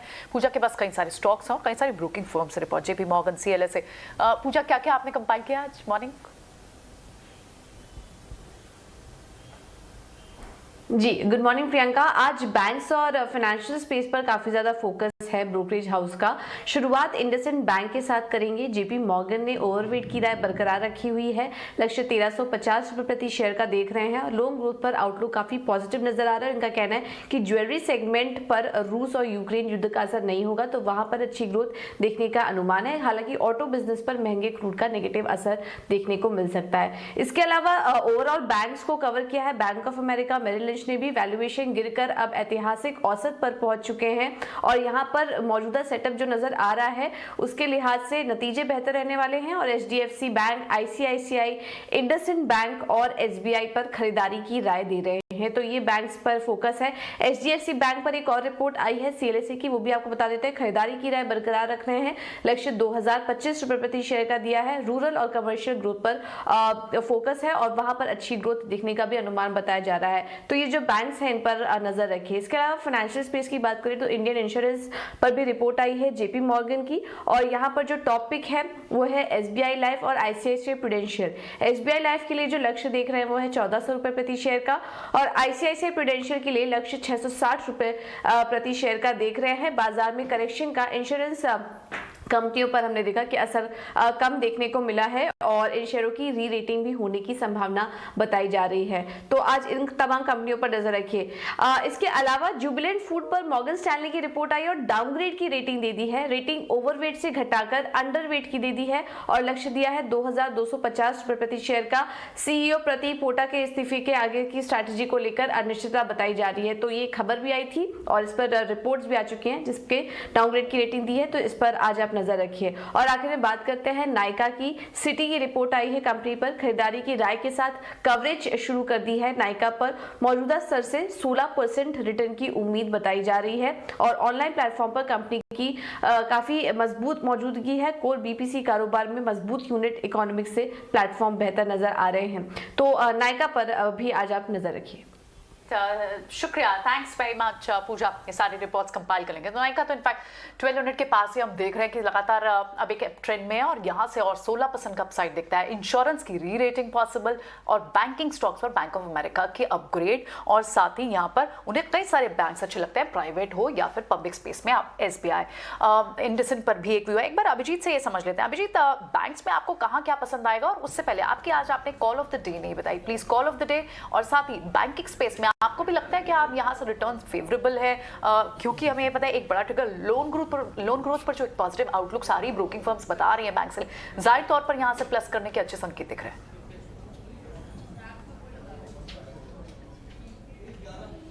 कॉल ऑफ द डे मैं HUL के साथ जाऊंगा, क्योंकि FMCG सेक्टर ऑफकोर्स ITC तो बुलिश दिख ही रहा है। HUL ने भी जो सपोर्ट लिया 1900 के नीचे, वहाँ से बहुत बुलिश एक्शन लग रहा है और लगता है यहाँ से अच्छा रैली आ सकता है। तो call of the day will be HUL।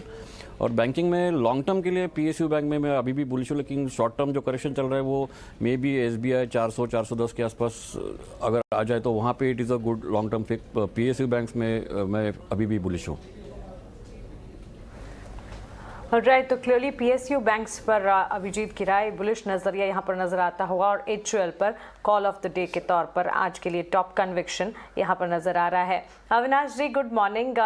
Nykaa पर जिस तरह से ब्रोकरेज रिपोर्ट्स आती हुई दिख रही हैं, एक बार आपका नज़रिया नाइका पर मैं जानना चाहूँगी। सिटी ने ब्रोकरेज इनिशिएट किए हैं यहाँ पर और रेटिंग इनिशिएट कर इन्होंने कवरेज में बाय रेटिंग नई जो इनिशिएशन है वो की है। ख़ासतौर से इन्हें आगे चलकर कंपनी के कारोबार विस्तार को लेकर काफ़ी ज़्यादा फोकस और कन्विक्शन नज़र आ रहा है। ऑनलाइन स्पेस में भी कंपनी अच्छा कर रही है और 16% टोटल रिटर्न करंट लेवल से एक्सपेक्ट कर रही है। नाइका गिरावट में, क्या एक बार एंट्री लेने के बारे में सोचा जा सकता है? आपको क्या लगता है? Good morning Mansi. मुझे लग रहा है कि देखिए नाइका का जो बिजनेस मॉडल है वो बहुत स्ट्रांग है।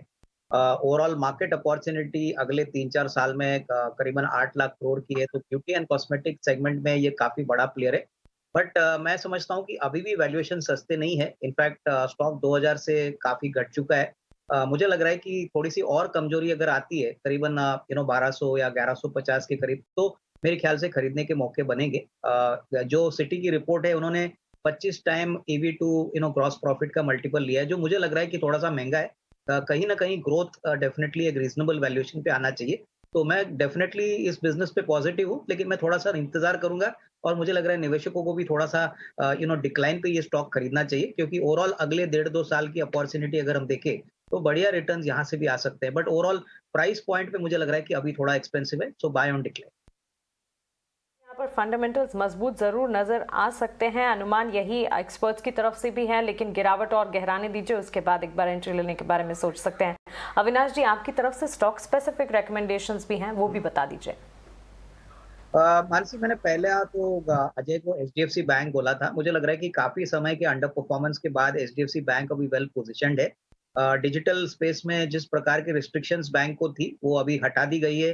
मुझे लग रहा है कि FY23 इनके लिए बहुत तगड़ा ईयर होगा और डिजिटल में तो वैसे भी एग्रेसिवली काम कर रहे हैं। तो यहाँ से मैं समझता हूँ कि अराउंड 1650 का एक टारगेट प्राइस पॉसिबल है अगले 12 से 15 महीने में। और दूसरा जो स्टॉक हॉस्पिटल सेक्टर में हमको पसंद है वो फोर्टिस हेल्थकेयर है। काफी समय से ये स्टॉक 250-260 के रेंज में कंसोलिडेट हो रहा है। कंपनी ने बहुत ही शानदार नंबर्स Q3 में दिखाए थे, कमेंट्री भी अच्छी थी और हॉस्पिटल स्पेस में हमको लग रहा है कि काफी समय के बाद ऐसा लग रहा है कि स्पेशलिटी सेगमेंट जो हॉस्पिटल्स है उनका प्रोस्पेक्ट काफी अच्छा रहेगा। तो यहाँ पे भी मुझे लग रहा है कि इन्वेस्टर्स को डेफिनेटली इस लेवल पे एक्यूमुलेट करना चाहिए। अगर साल भर की बात करें तो मुझे लग रहा है कि 325-330 का एक टारगेट प्राइस पॉसिबल है। तो ये डेफिनेटली एक अच्छा विकल्प हो सकता है from a medium to long term investment. Right, बिल्कुल। कुछ स्टॉक्स की बात करते हैं जो आज अभी शरद बात कर रहे थे कि बहुत सारी फंड मीटिंग्स लगी हुई हैं, उसमें डिक्सन करके एक कंपनी है। पहले डिक्सन के चार्ट पे नज़र डाल लेते हैं। अगर आप लास्ट 6 महीने का ग्राफ निकाल के लाएं डिक्सन का डायरेक्टर साहब, तो उसमें देखते हैं किस तरह का रुझान बन रहा है। फिर एक फंडामेंटल और टेक्निकल कॉल डिक्सन पे लेंगे। डिक्सन का आपके पास चार्ट 6 महीने में एक्चुअली अगर देखने वाली बात यह है कि इतना ज़बरदस्त करेक्शन आया, लेकिन ये बहुत ज़्यादा गिरा नहीं है। स्टॉक 4100-200 के आसपास बरकरार है। अभिजीत, आपने डिक्सन के चार्ट्स पे नज़र डाली है क्या? आपको क्या दिख रहा है इस पे? फिर हम फंडामेंटल डिस्कस करते हैं अविनाश के साथ। नहीं, जब कुछ महीनों पहले वो ये बहुत बड़े मोमेंटम में था, उसके बाद एकदम कंसोलिडेशन फेज में गए। जब तक ब्रेकआउट नहीं आता तब तक no point in trying to catch a bottom. तो ब्रेकआउट होने के तब तक कंसोलिडेशन जब तक चलता रहे। अविनाश, डिक्सन पे क्या व्यू है? इनफैक्ट अजय मुझे लग रहा है कि देखिए जो आउटसोर्सिंग सेगमेंट है मुझे लग रहा है कि अगले 1.5-2 साल के लिए अपॉर्चुनिटी बहुत बड़ी और अपॉर्चुनिटी काफी अट्रैक्टिव है। और डिक्सन ने तो कहा है कि वो पीएलआई स्कीम का भी फायदा लेंगे। तो मुझे लग रहा है कि देखिए ये जो वीकनेस अभी स्टॉक में दिख रही है, थोड़ा बहुत कंसोलिडेशन हो रहा है, इसका मौका इन्वेस्टर्स को उठाना चाहिए। हालांकि ये इतना सस्ता स्टॉक नहीं है, बट जिस प्रकार की ग्रोथ नंबर्स ये डिलीवर कर रहा है और जिस प्रकार का इनका डोमिनेंस है स्पेशली बड़े कस्टमर्स के साथ, तो मुझे लग रहा है कि डेफिनेटली इस स्पेस में इंटरेस्ट रहेगा और अर्निंग्स ग्रोथ डेफिनेटली स्ट्रांग रहेगी। तो यहाँ पे मैं बाय ऑन डिक्लाइन या करंट प्राइस पे भी सुझाव रहूंगा कि थोड़ी सी क्वांटिटी इन्वेस्टर्स को उठानी चाहिए, क्योंकि ये एक ऐसा सेक्टर है जो हमको लग रहा है कि अगले 1.5-2 सालों के लिए ग्रोथ मोमेंटम बहुत स्ट्रांग रहेगा और यहाँ पे इंडिया की जो कॉम्पिटिटिव स्ट्रेंथ है वो इनके लिए काफी सिग्निफिकेंट प्रूव हो। Right, all right. देखिए इस समय SGX निफ्टी 95 पॉइंट नीचे था जो हमने शुरुआत की थी शो की, और इस समय 45 पॉइंट्स नीचे रह गया है। तो क्लियरली काफ़ी हद तक इम्प्रूवमेंट आता हुआ नजर आ रहा है। राहुल, IGL, MGL और गुजरात गैस 3 स्टॉक्स एक ही कैटेगरी के हैं, इस पर ज़रा नज़र डालिए। महाराष्ट्र गवर्नमेंट ने कुछ टैक्सेस कम किए हैं, दूसरी तरफ हमने देखा कि गैस प्राइसेस में भी कमी आई है, और तीसरी बात ये कि लास्ट वीक कुछ कंपनियों ने सिटी गैस की प्राइस हाइक लेना शुरू कर दी है। अगर हम देखें IGL को तो 600 प्लस लेवल्स वाला करीब 400 के नीचे आ गया था, 350 इनफैक्ट। आपको क्या इसके अंदर बेस फॉर्मेशन होता हुआ नजर आ रहा है? किसी भी स्टॉक में इसमें कुछ आपको अपॉर्चुनिटी नजर आती है क्या?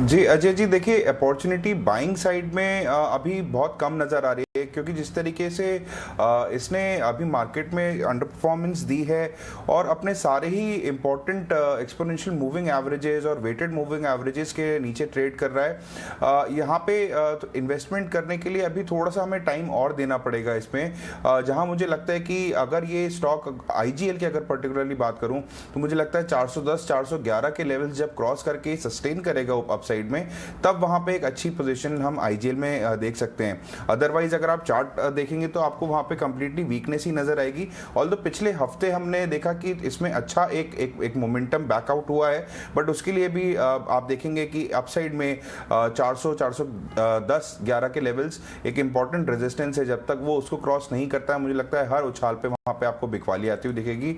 सिमिलरली आप MGL का भी अगर चार्ट स्ट्रक्चर देखेंगे तो वहाँ पे आपको काफ़ी वीकनेस नजर आएगी। आप चाहे वीकली चार्ट्स देख लें, चाहे उसके डेली चार्ट्स देख लें, मुझे लगता है कि जिस तरीके से यहाँ पे भी सेटअप बना हुआ है, एक डाउनवर्ड स्लोपिंग चैनल बना हुआ है, अगर उसका हम ब्रेकआउट अगर देखेंगे तो वो भी मुझे लगता है कि 780 से लेके 790 रुपए के आसपास मिलेगा। तो जब तक वो लेवल्स को ये क्रॉस करके सस्टेन नहीं कर रहा है, मुझे नहीं लगता कि यहाँ पे फ्रेश पोजीशन बनानी चाहिए।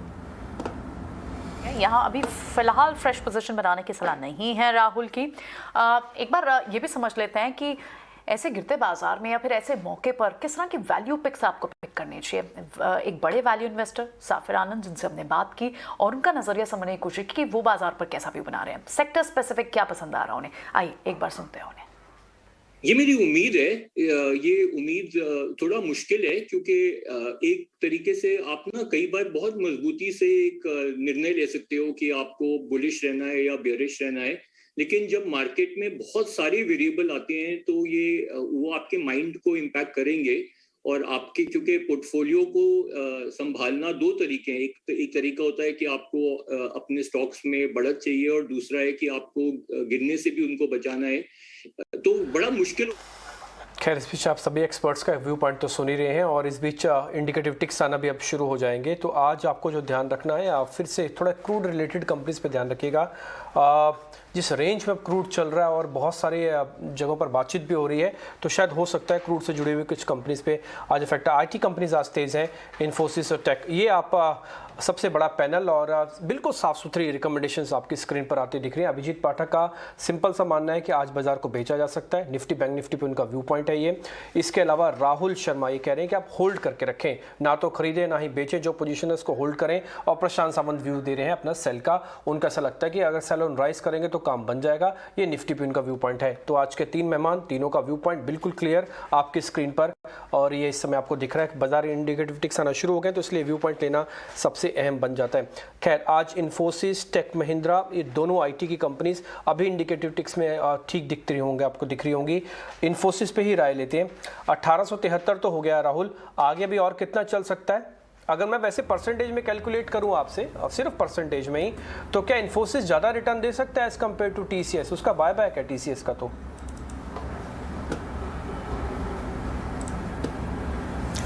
डेफिनेटली और यहाँ पे डिम्पी जी मुझे लगता है कि चार्ट स्ट्रक्चर भी अगर आप देखेंगे तो इन्फोसिस का मुझे काफ़ी अच्छा लगता है जिस तरीके से इसने कंसोलिडेशन बिताई है और अपने 200 डेमो को कभी भी ब्रीच नहीं किया है। इन्फोसिस बहुत अच्छा चार्ट स्ट्रक्चर लगता है मुझे, और इन टर्म्स ऑफ रिटर्न्स भी अगर आप मुझसे पूछे तो मैं इन्फोसिस को लेके ज़्यादा मैं उसके फेवर में हूँ जहाँ तक कि टीसीएस की बात है। ऑल्दो दोनों ही बेहतरीन कंपनीज हैं, दोनों ही पोर्टफोलियो में रखने वाली कंपनी है, बट अगर आप दोनों में से कंपैरिजन में मुझसे पूछेंगे तो I like Infosys much better on the chart structure as well as on fundamental side. कुछ खबरें ना बाजार के अंदर ये भी आ रही हैं कि एलआईसी का जो आईपीओ है शायद हो सकता है अगले 10-15 दिनों में ना आए, वो अप्रैल तक चला जाए।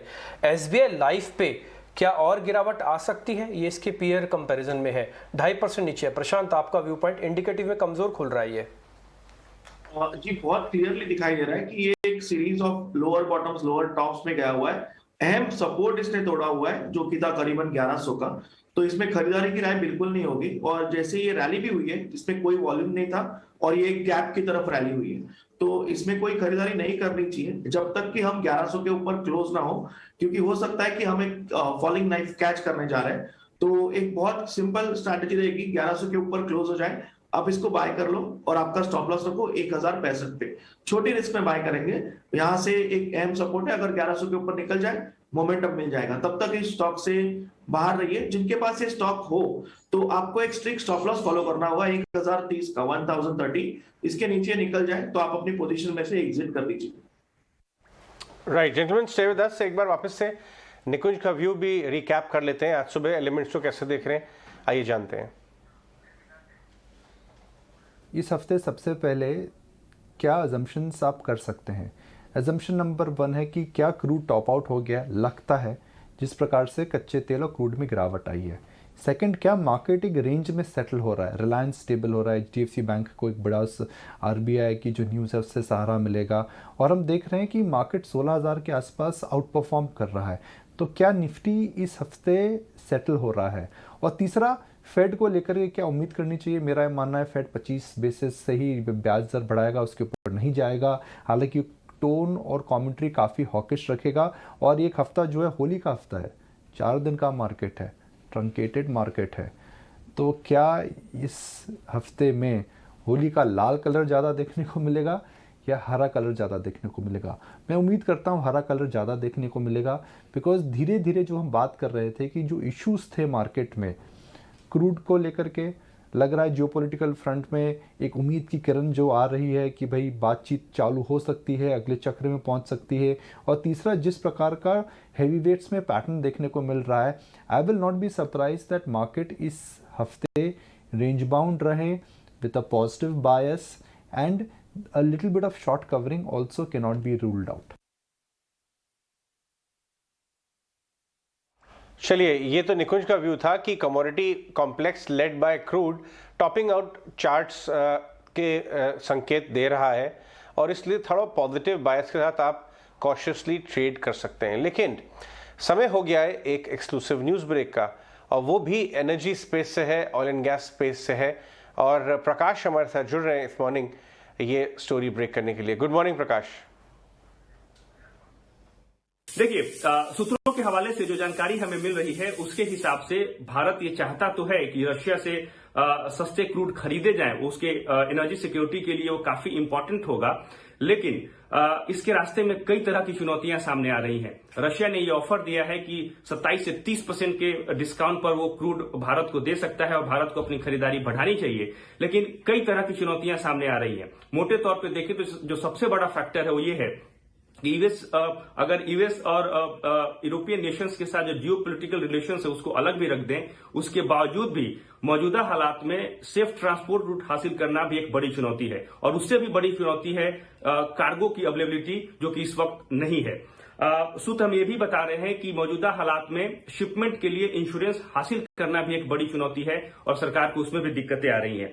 जो तीसरा इंपॉर्टेंट फैक्टर है जिसको कि मद्देनजर रखा जा रहा है और जो कि रुकावट पैदा कर रहा है वो ये है कि जो इंडियन कंपनीज हैं रशिया में, जो कि वहां पे जिन्होंने ब्लॉक हासिल किए हैं और क्रूड प्रोड्यूस कर रही हैं, उन्हें भी बिडर्स नहीं मिल रहे। एग्जाम्पल के तौर पर अगर आप ओवीएल की बात कर लीजिए, जैसा कि हम सोर्स बता रहे हैं, उसने रशियन ब्लॉक से क्रूड ब्लॉक पे डाले लेकिन उसे कोई बिडर्स नहीं मिले। अब सूत्र बता रहे हैं कि ओवीएल ने पेट्रोलियम मंत्रालय से संपर्क करने की योजना बनाई है ताकि वो इंडियन रिफाइनर से कहें कि वो उसके रशियन क्रूड खरीदें। अब ये देखने वाली बात होगी कि स्थितियां कैसे बदलती हैं, कैसे इसके बीच में सरकार जो है बीच का रास्ता निकालती है। ऑलराइट, बहुत बहुत शुक्रिया प्रकाश। खबर नजर रखेंगे हम इस इंपॉर्टेंट खबर पर। इनफैक्ट एक और दूसरी अपडेट जो हम एक बार प्रशांत से एक स्टॉक पर व्यू समझना चाहेंगे। प्रशांत, क्योंकि जिस तरह से चाइना का एक बिजिएस्ट एयरपोर्ट है because of their Covid activity, Covid lockdown and restrictions, उसे वहाँ बंद किया गया और एक बड़ा सेंटिमेंटल इफेक्ट ज़रूर पड़ सकता है क्योंकि फ़ोन वगैरह एप्पल उनको फ़र्क पड़ता है और कहीं ना कहीं रेडिंगटन जो सप्लाई करता है which is a partner also. क्या आप उस स्टॉक पर आज कुछ प्रेशर देख पा रहे हैं? चार्ट्स कैसे दिख रहे हैं?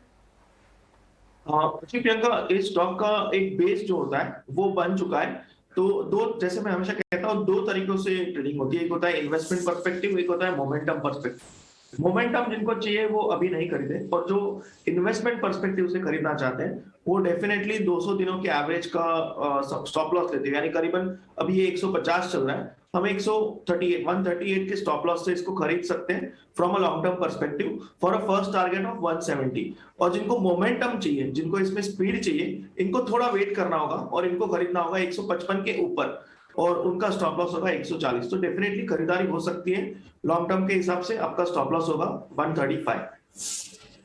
इस वक्त आप देखिए प्री ओपन में आपको निफ्टी अब हरे निशान में रिकवर होते हुए दिखाई दे रहा है। सेंसेक्स आपको इनफैक्ट हरे निशान में ऑलरेडी दिखाई दे रहा है। अब से कुछ देर में जब बैंक निफ्टी फ्रीज होगा 9-7 के बाद, तो हम देखेंगे कि वहां कैसे आपको इनिशियल इंडिकेशन से निकल कर आते हैं। लेकिन दिस इज फॉर श्योर कि बाजार जिस तरह से एसएक्स निफ्टी दिखा रहा था, एक gap down, small gap down ही दिखा रहा था, लेकिन वहां से आपको एक रिकवरी देखने को मिली है। तो आज निफ्टी पर हम व्यूज भी अपने क्लियरली अपने एक्सपर्ट से लेकर चल रहे हैं कि उन्हें क्या लगता है, क्या आज सेल ऑन राइज रहेगा, बाय ऑन डिप्स रहेगा, या फिर कुछ कॉशियसनेस रखनी है और अभी फिलहाल आपको निफ्टी पर या इंडेक्स पर ट्रेड नहीं करना। लेकिन ट्रेडिंग पिक्स आपके लिए लगातार आप स्क्रीन पर भी देख पा रहे हैं और नीचे हमारे टिकर बैंड पे भी देख पा रहे हैं, जो आप ट्रेडिंग कॉल्स ले सकते हैं। स्टॉप लॉस और टारगेट्स के साथ ध्यान जरूर रखें। लेकिन इस वक्त अगर आप निफ्टी पर अगर यहाँ देखें तो जो इंडिकेशंस में आपको वही स्टॉक्स फिर से, यानी paint stocks continue to be resilient. वहां पर अब आपको, क्योंकि क्रूड सॉफ्ट भी हुआ है, वहां पर आपको थोड़ी पॉजिटिव, फ्लैट टू पॉजिटिव वहां दिखाई दे रहा है। आपको रुझान कहीं ना कहीं बैंक्स में दिखाई दे रहा है, एक्सिस बैंक और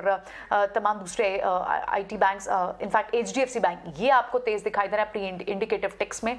और साथ ही आपको दिख रहे हैं पॉजिटिव स्ट्रेंथ के साथ एफएमसीजी पैक से काउंटर्स लाइक नेस्ले। तो देखते हैं मार्केट जब ओपन होती है, सेटल होती है, तो कहां पर होगी। लेकिन फिलहाल हम जो एक इंडिकेशन देख रहे हैं, एक वेरी क्विक, अभिजीत, आपको लगता है कि क्रूड कहीं ना कहीं जहां जितनी सॉफ्टनेस दिखा चुका है उसे बाजार प्राइसिंग कर चुका है, यहां से और फर्दर करेक्ट होगा? यानी किन लेवल्स को आप देख रहे हैं इनफैक्ट, या फिर क्वेश्चन ऐसा रिफ्रेम करना चाहिए, किन लेवल्स के क्रूड को आप देख रहे हैं जो बाजार ने प्राइसिंग कर लिया है?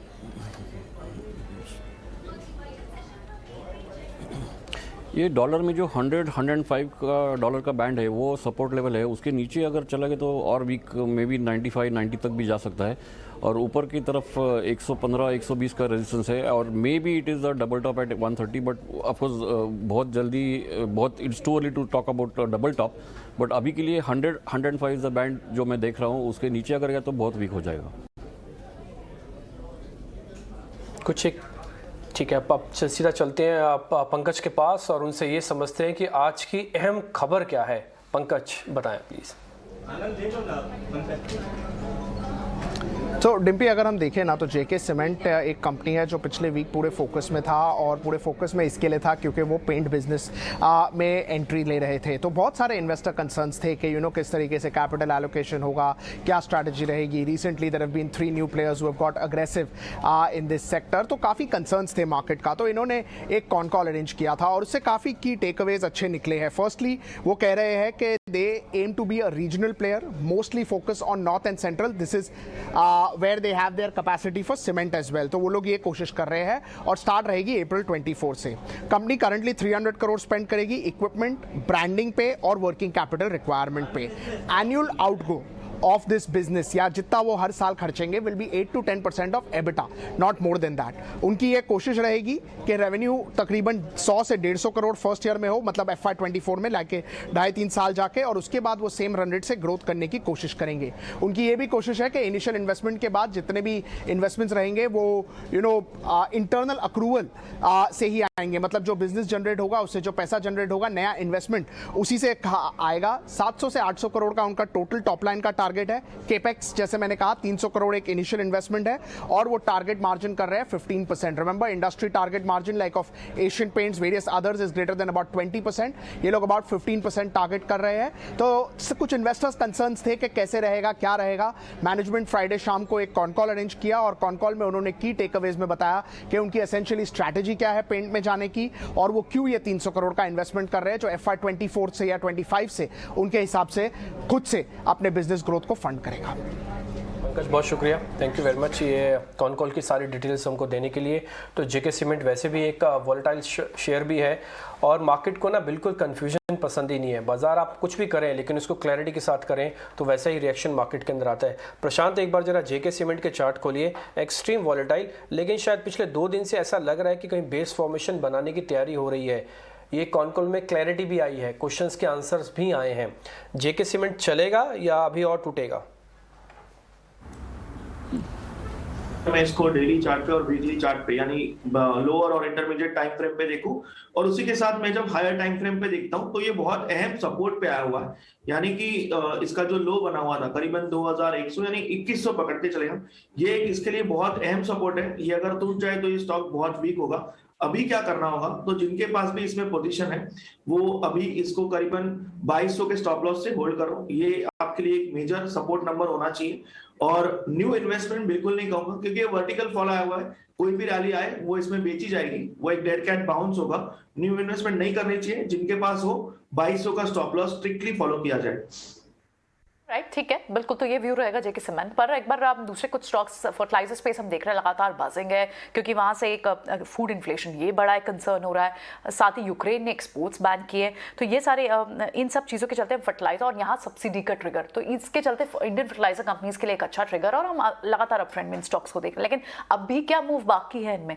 राहुल, आप फर्टिलाइजर स्पेस को अगर व्यू कर रहे हो, यहाँ पर कौन सा चार्ट पर आपको स्टॉक्स अब भी ट्रेडिंग के लिहाज से जहाँ एंट्री की जा सकती हो?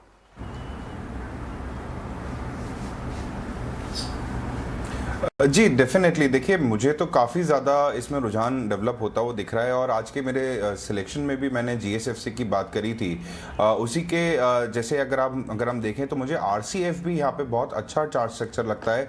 RCF के अगर आप इसके चार्ट्स में देखेंगे तो एक इसने जो अभी डिक्लाइन आया था मार्केट में, वहाँ से इसने एक अच्छा सपोर्ट लेके करीबन 68 के लेवल से सपोर्ट लेके अच्छा बाउंस दिखाया और अच्छी रिकवरी दिखाई है। अब चूंकि ये 80 रुपये पे आके अब हमें यहाँ पे मिल रहा है, मुझे लगता है कि जिस तरीके से इसने अभी तक की परफॉर्मेंस दिखाई है और फर्टिलाइजेशन स्पेस में जिस तरीके से डिमांड डेवलप हो रही है, मुझे लगता है कि आने वाले समय में आपको RCF करीबन 85 रुपये से लेकर 86 रुपये तक का जाता हुआ दिखेगा ऑन द इमीडिएट बेसिस। और अगर ये लेवल्स अगर क्रॉस हो जाते हैं 85-86 के, तो मुझे लगता है यहाँ पे आप बहुत अच्छी तेजी बनते हुए देखेंगे। यहाँ पे आप इस स्टॉक को 95 के लेवल्स तक जाता हुआ देख सकते हैं। तो RCF को एक शॉर्ट टर्म पोजिशनल पिक की तरह देखा जा सकता है। यहाँ पे इंपॉर्टेंट जो है वो सपोर्ट लाइन है, जो कि इसका 200 EMA बन के आ रहा है, जो कि 75 लेवल्स के आसपास है। तो इस स्टॉप लॉस के साथ में आप यहाँ पे बढ़िया ट्रेड बना सकते हैं फर्टिलाइजेशन स्पेस में RCF के अंदर। ऑलराइट, तो यहाँ fertiliser space already buzzing, GSFC counter हम ऑलरेडी देख रहे हैं सर्च पर है, हमारी आज की ट्रेडिंग पिक्स में शामिल एक्सपर्ट्स के, और अब आरसीएफ भी पसंद आता है राहुल को। तो यहाँ से अब देख लेते हैं कि मार्केट किस तरह से ओपन है, लेकिन for sure market has rebounded from those level जो एसएक्स निफ्टी इंडिकेट कर रहा था, लेकिन अब भी हम एक बॉटम लाइन पर है, यानी अब भी आप एक बड़े सपोर्ट के पास है। तो बाजार यहाँ से खुलता है 16,600 के पास। यहाँ बड़ा एक जो रेजिस्टेंस बाजार को सपोर्ट कहना चाहिए, पहला सपोर्ट 16,500 का एक सपोर्ट बड़ा देख रहे हैं एक्सपर्ट्स। और अब यहाँ पर देखते हैं कि किस तरह का आज ओपनिंग ट्रेड्स देखने को मिला। तो एचडीएफसी बैंक सबसे पहले आपको बड़ा गेनर जो है वो एचडीएफसी गेनर है लगभग 2.5%, बिकॉज न्यूज ऑल्सो हमने हमारे 3 मोटी स्टॉक्स में भी कवर किया है। आप दूसरे जो रुझान देख रहे हैं वो आपको दिख रहे हैं आईटी पैक में। आपको आईटी पैक तेज होता हुआ आज दिखाई दे रहा है। पिछले हफ्ते हमने देखा था थोड़ी सी सॉफ्टनेस थी। इन्फोसिस, टेक महिंद्रा, ये आपको आज पहले 5 काउंटर्स में दिखेंगे जहां पर आपको मूव दिख रहा है। सीमेंट फैक्ट्री से तो paint stock, cement stock, tyre stock, crude की सॉफ्टनेस से फायदा, और वहां पर आपको एक रिबाउंड दिखाई दे रहा है। बैंक्स एंड फाइनेंशियल्स में आपको यहाँ पर एचडीएफसी लिमिटेड, एसबीआई, ये आपको आज स्ट्रेंथ के साथ दिखाई दे रहे हैं। पहले इनिशियल टॉप गेनर्स में आपको शामिल होते हुए दिखाई दे रहा है। और एक बार लूजर्स भी समझ लेते हैं कि निफ्टी पर इस वक्त जो परफॉर्म नहीं कर रहे हैं उसमें आपको ऑटो बैंक सबसे बड़ा ड्रैगर आपको हीरो मोटोकॉर्प दिखाई देगा। इस वक्त सारे बैंक परफॉर्म नहीं कर रहे हैं, आप देखेंगे तो बहुत सिलेक्टिव बैंक्स पर इस पर स्ट्रैटेजी। और इनफैक्ट बैंक निफ्टी भी अब आपको लगभग 100 पॉइंट्स के ऊपर इनफैक्ट ये बढ़ गया है। आप तेजी आज पर निफ्टी में लगभग 60 पॉइंट्स का सर्ज देखने को मिला, और बैंक निफ्टी भी तेजी से ओपन अप होने के साथ ही रिकवर हुआ है। लगभग 350 पॉइंट्स की तेजी आपको बैंक निफ्टी पर दिखाई दे रही है। Nifty, over to you. शनै शनै निफ्टी चल रहा है आज। निफ्टी का अगर पहला टिक आप देखेंगे सिर्फ 3 पॉइंट का था, लेकिन उसके बाद अभी 60 पॉइंट ऊपर है। इसका मतलब बाजार खुलने के बाद पोजीशंस ली गई हैं, पहला पॉइंट। दूसरा पॉइंट, आज अगर आप एडवांस डिक्लाइन देख पा रहे हैं तो 1200 शेयर प्लस खुले थे कल के मुकाबले। बाजार फ्लैट खुले और 1200 पॉइंट प्लस खुले, ये अपने आप में इंडिकेशन था कि बाजार हो सकता है पहले 10 मिनट में कुछ ना कुछ पोजीशनिंग करे सेट, और उसने की है। ये सबसे बड़ा पैनल आप देख पा रहे हैं। एक और चीज, आज मार्केट के पास फिर से वो सारे लीडर्स साबित है, सामने हैं, जिन्होंने बाजार को पहले ड्रैग करने का काम किया था, जैसे कि एचडीएफसी के ट्विंस दोनों ठीक हैं, आईटी की पोजीशनिंग ठीक है। ये सारी 3 चीज़ें बड़ी इंपॉर्टेंट है जो मेरे को ऐसा दिखी कि चल सकती हैं। अब मैं थोड़ा एक सीजनल प्ले में मिड कैप कैटेगरी के अंदर आऊँगा, और शुरुआत में ही आपको एक सिम्फनी का चार्ट दिखाऊंगा जिसपे एक ब्रोकिंग हाउसेस की रिपोर्ट भी है, 1400 का टारगेट भी है। आज ये 3% ऊपर है। प्रशांत, मैं आप सीधा स्टॉक फाइंडिंग करते हुए सीधा शेयर्स पूछ रहा हूँ आपसे, सिम्फनी के अंदर क्या अभी पोजीशंस ली जा सकती है? मेरे पास 5% का रन है, वो मिस कर चुका हूं, लेकिन आने वाले 10% को मिस करना नहीं चाहता। अभी लूं कि गिरावट में लूं? डीबी जी 2 तरीके से लीजिए। आपको 50% यहाँ पे इन्वेस्ट करना चाहिए बिल्कुल, क्योंकि इसमें वॉल्यूम जो परसों थे ये बहुत हाई है, और अगर हम परसों के हाई के ऊपर निकल जाए इसमें बहुत बड़ी तेजी आ सकती है। तो 50% यहाँ पे इन्वेस्ट कीजिए, और अगर हमें अपॉर्चुनिटी मिले और ये स्टॉक हमें करीबन 1040 के आसपास मिल जाए तो बैलेंस 50% लिया जाए, तो उससे हमारी जो एवरेज है वो करीबन 1050 के आसपास हो जाएगी, और फिर हम स्टॉप लॉस रख सकते हैं 1000 का, और पोजीशन को होल्ड कर सकते हैं। एक और शेयर है जो लिस्ट में मेरे को लग रहा है कि शायद अच्छा मूवमेंट दे सकता है, वो है बंधन बैंक। करीब 1 से 1.5% ऊपर है। ज़्यादातर बड़े बैंक्स की जब भी सूची चलती है तो बंधन उसको ड्रैग करता है, यानी बंधन भी चलता है लेकिन बाद में विनर ये हो जाता है। तो बंधन बैंक पे एक बार राहुल आपका व्यू पॉइंट चाहिए। ये 266 रुपये का चल रहा है, 1.5% ऊपर है। शुरुआत में सौदा डालें क्या?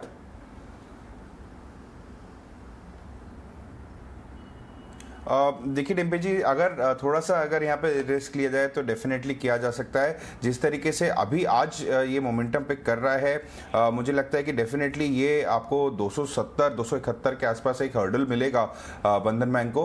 बट अगर उसको क्रॉस करता है तो डेफिनेटली मुझे लगता है 274-275 के लेवल्स आपको बंधन बैंक में आते हुए दिखेंगे। On the downside you are very correct कि यहाँ पे अभी डाउन साइड स्पेस बहुत कम है, बट स्टिल मोमेंटम्स जो कि थोड़े से ज़्यादा वॉलेटाइल हैं, मुझे लगता है कि 260 का एक ऐसा लेवल है जो कि एक स्ट्रॉन्ग सपोर्ट की तरह यहाँ पे काम करेगा। तो अगर बंधन बैंक में अगर आपको पोजीशन बनानी है तो 260 रुपए के स्टॉप लॉस के साथ में अपनी पोजीशन बनाएं। जो टारगेट है इमीडिएट बेसिस पे वो 274 से 275 के हैं। में इस वक्त सबसे बड़ा ट्रिगर रहेगा अगर वहाँ से जियोपॉलिटिकल सिचुएशन से कुछ निकल कर आता है। और अब से कुछ देर पहले जो न्यूज़ आई कि यूक्रेन और रशिया के नेगोशिएटर, उनका कहना है कि सिग्निफिकेंट प्रोग्रेस हो रही है on the ceasefire talk. So ये एक और अब बात निकल कर ये भी आ रही है कि ये सिग्नल करता है कि शायद कुछ दिनों में कहीं ना कहीं किसी तरह की डील भी साइन हो सकते हैं। तो इस ट्रिगर के चलते हम बाजार में देख रहे हैं कि एक तेजी है, और खुलने के साथ ही जिस तरह से डिम्पी भी बता रहे थे कि यहाँ पर बाइंग देखने को मिली है। बाइंग कहाँ हुई है? पिछले अगर आप 3-4 मिनट में देखेंगे तो आपको अच्छे लॉन्ग्स बनते हुए तेजी से जो बाइंग हुई है वो आपको दिखी है इन्फोसिस में, बजाज फिनसर्व में, HDFC बैंक को खरीदा गया है और साथ ही टेक महिंद्रा और ICICI बैंक। तो बैंकिंग, IT इसमें आपको इस वक्त तेजी दिखाई दे रही है। अभिजीत, आप क्या देख रहे हैं? आप किस तरह से मार्केट को व्यू कर रहे हैं?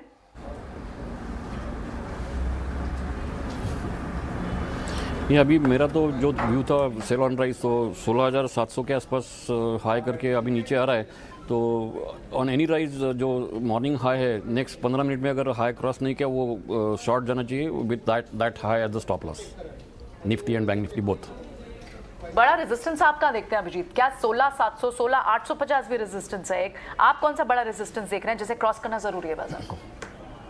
नहीं, आज के लिए 16,750 जो स्पॉट का लेवल है वो सबसे बड़ा रेजिस्टेंस है और 16,600 सपोर्ट है। प्रशांत, आपसे भी समझ लेते हैं क्योंकि आपने भी सेल ऑन राइज का ट्रिगर दिया था। आपको फिलहाल जो तेजी है सस्टेन करती हुई लगती है? जी प्रियंका, मेरी जो राय है कि मैं क्लियर टेक्निकल पैटर्न पे ट्रेंड चैनल फॉलो कर रहा हूँ, तो जब तक उसके ऊपर क्लोज ना है मैं हर रैली को सेल के लिए ही यूज करूंगा। तो जैसे कि मेरी राय थी 700 और 800 के बीच जो मार्च फ्यूचर्स के लेवल है वहां पे हमें सेलिंग करनी चाहिए और हमें स्टॉप लॉस रखना चाहिए 17,080। तो वो ट्रेड ऑलमोस्ट ट्रिगर हो चुका है और अभी मेरे हिसाब से अगर हम 17,000 के ऊपर नहीं जाए तो इस हफ्ते में ही हम जो डाउन साइड टारगेट्स हैं वो करीबन अगले 6 से 7 दिनों में, ये एक शॉर्ट एंड वीक है, हमें शायद दिख जाएंगे। राहुल, अभी आपके पास लौट रहे हैं लेकिन इस बीच अगर आप बढ़ने वाले शेयर्स में देख रहे हैं, अपोलो हॉस्पिटल ने थोड़ी लीड ली है, आज गैप के साथ भी खुला था, 2-2.5% ऊपर है। और IGL, इस पे भी आप ध्यान रखिएगा, ये शेयर वैसा शेयर है कि जिसने तेजी में भी पार्टिसिपेट नहीं किया था, अब अपना बेस बनाने के बाद पुल बैक दिखा रहे हैं। राहुल, पहले तो आप कुछ बात कहना चाहते हैं तो वो बता दीजिए, फिर IGL के बारे में भी रिकमेंडेशन दीजिएगा।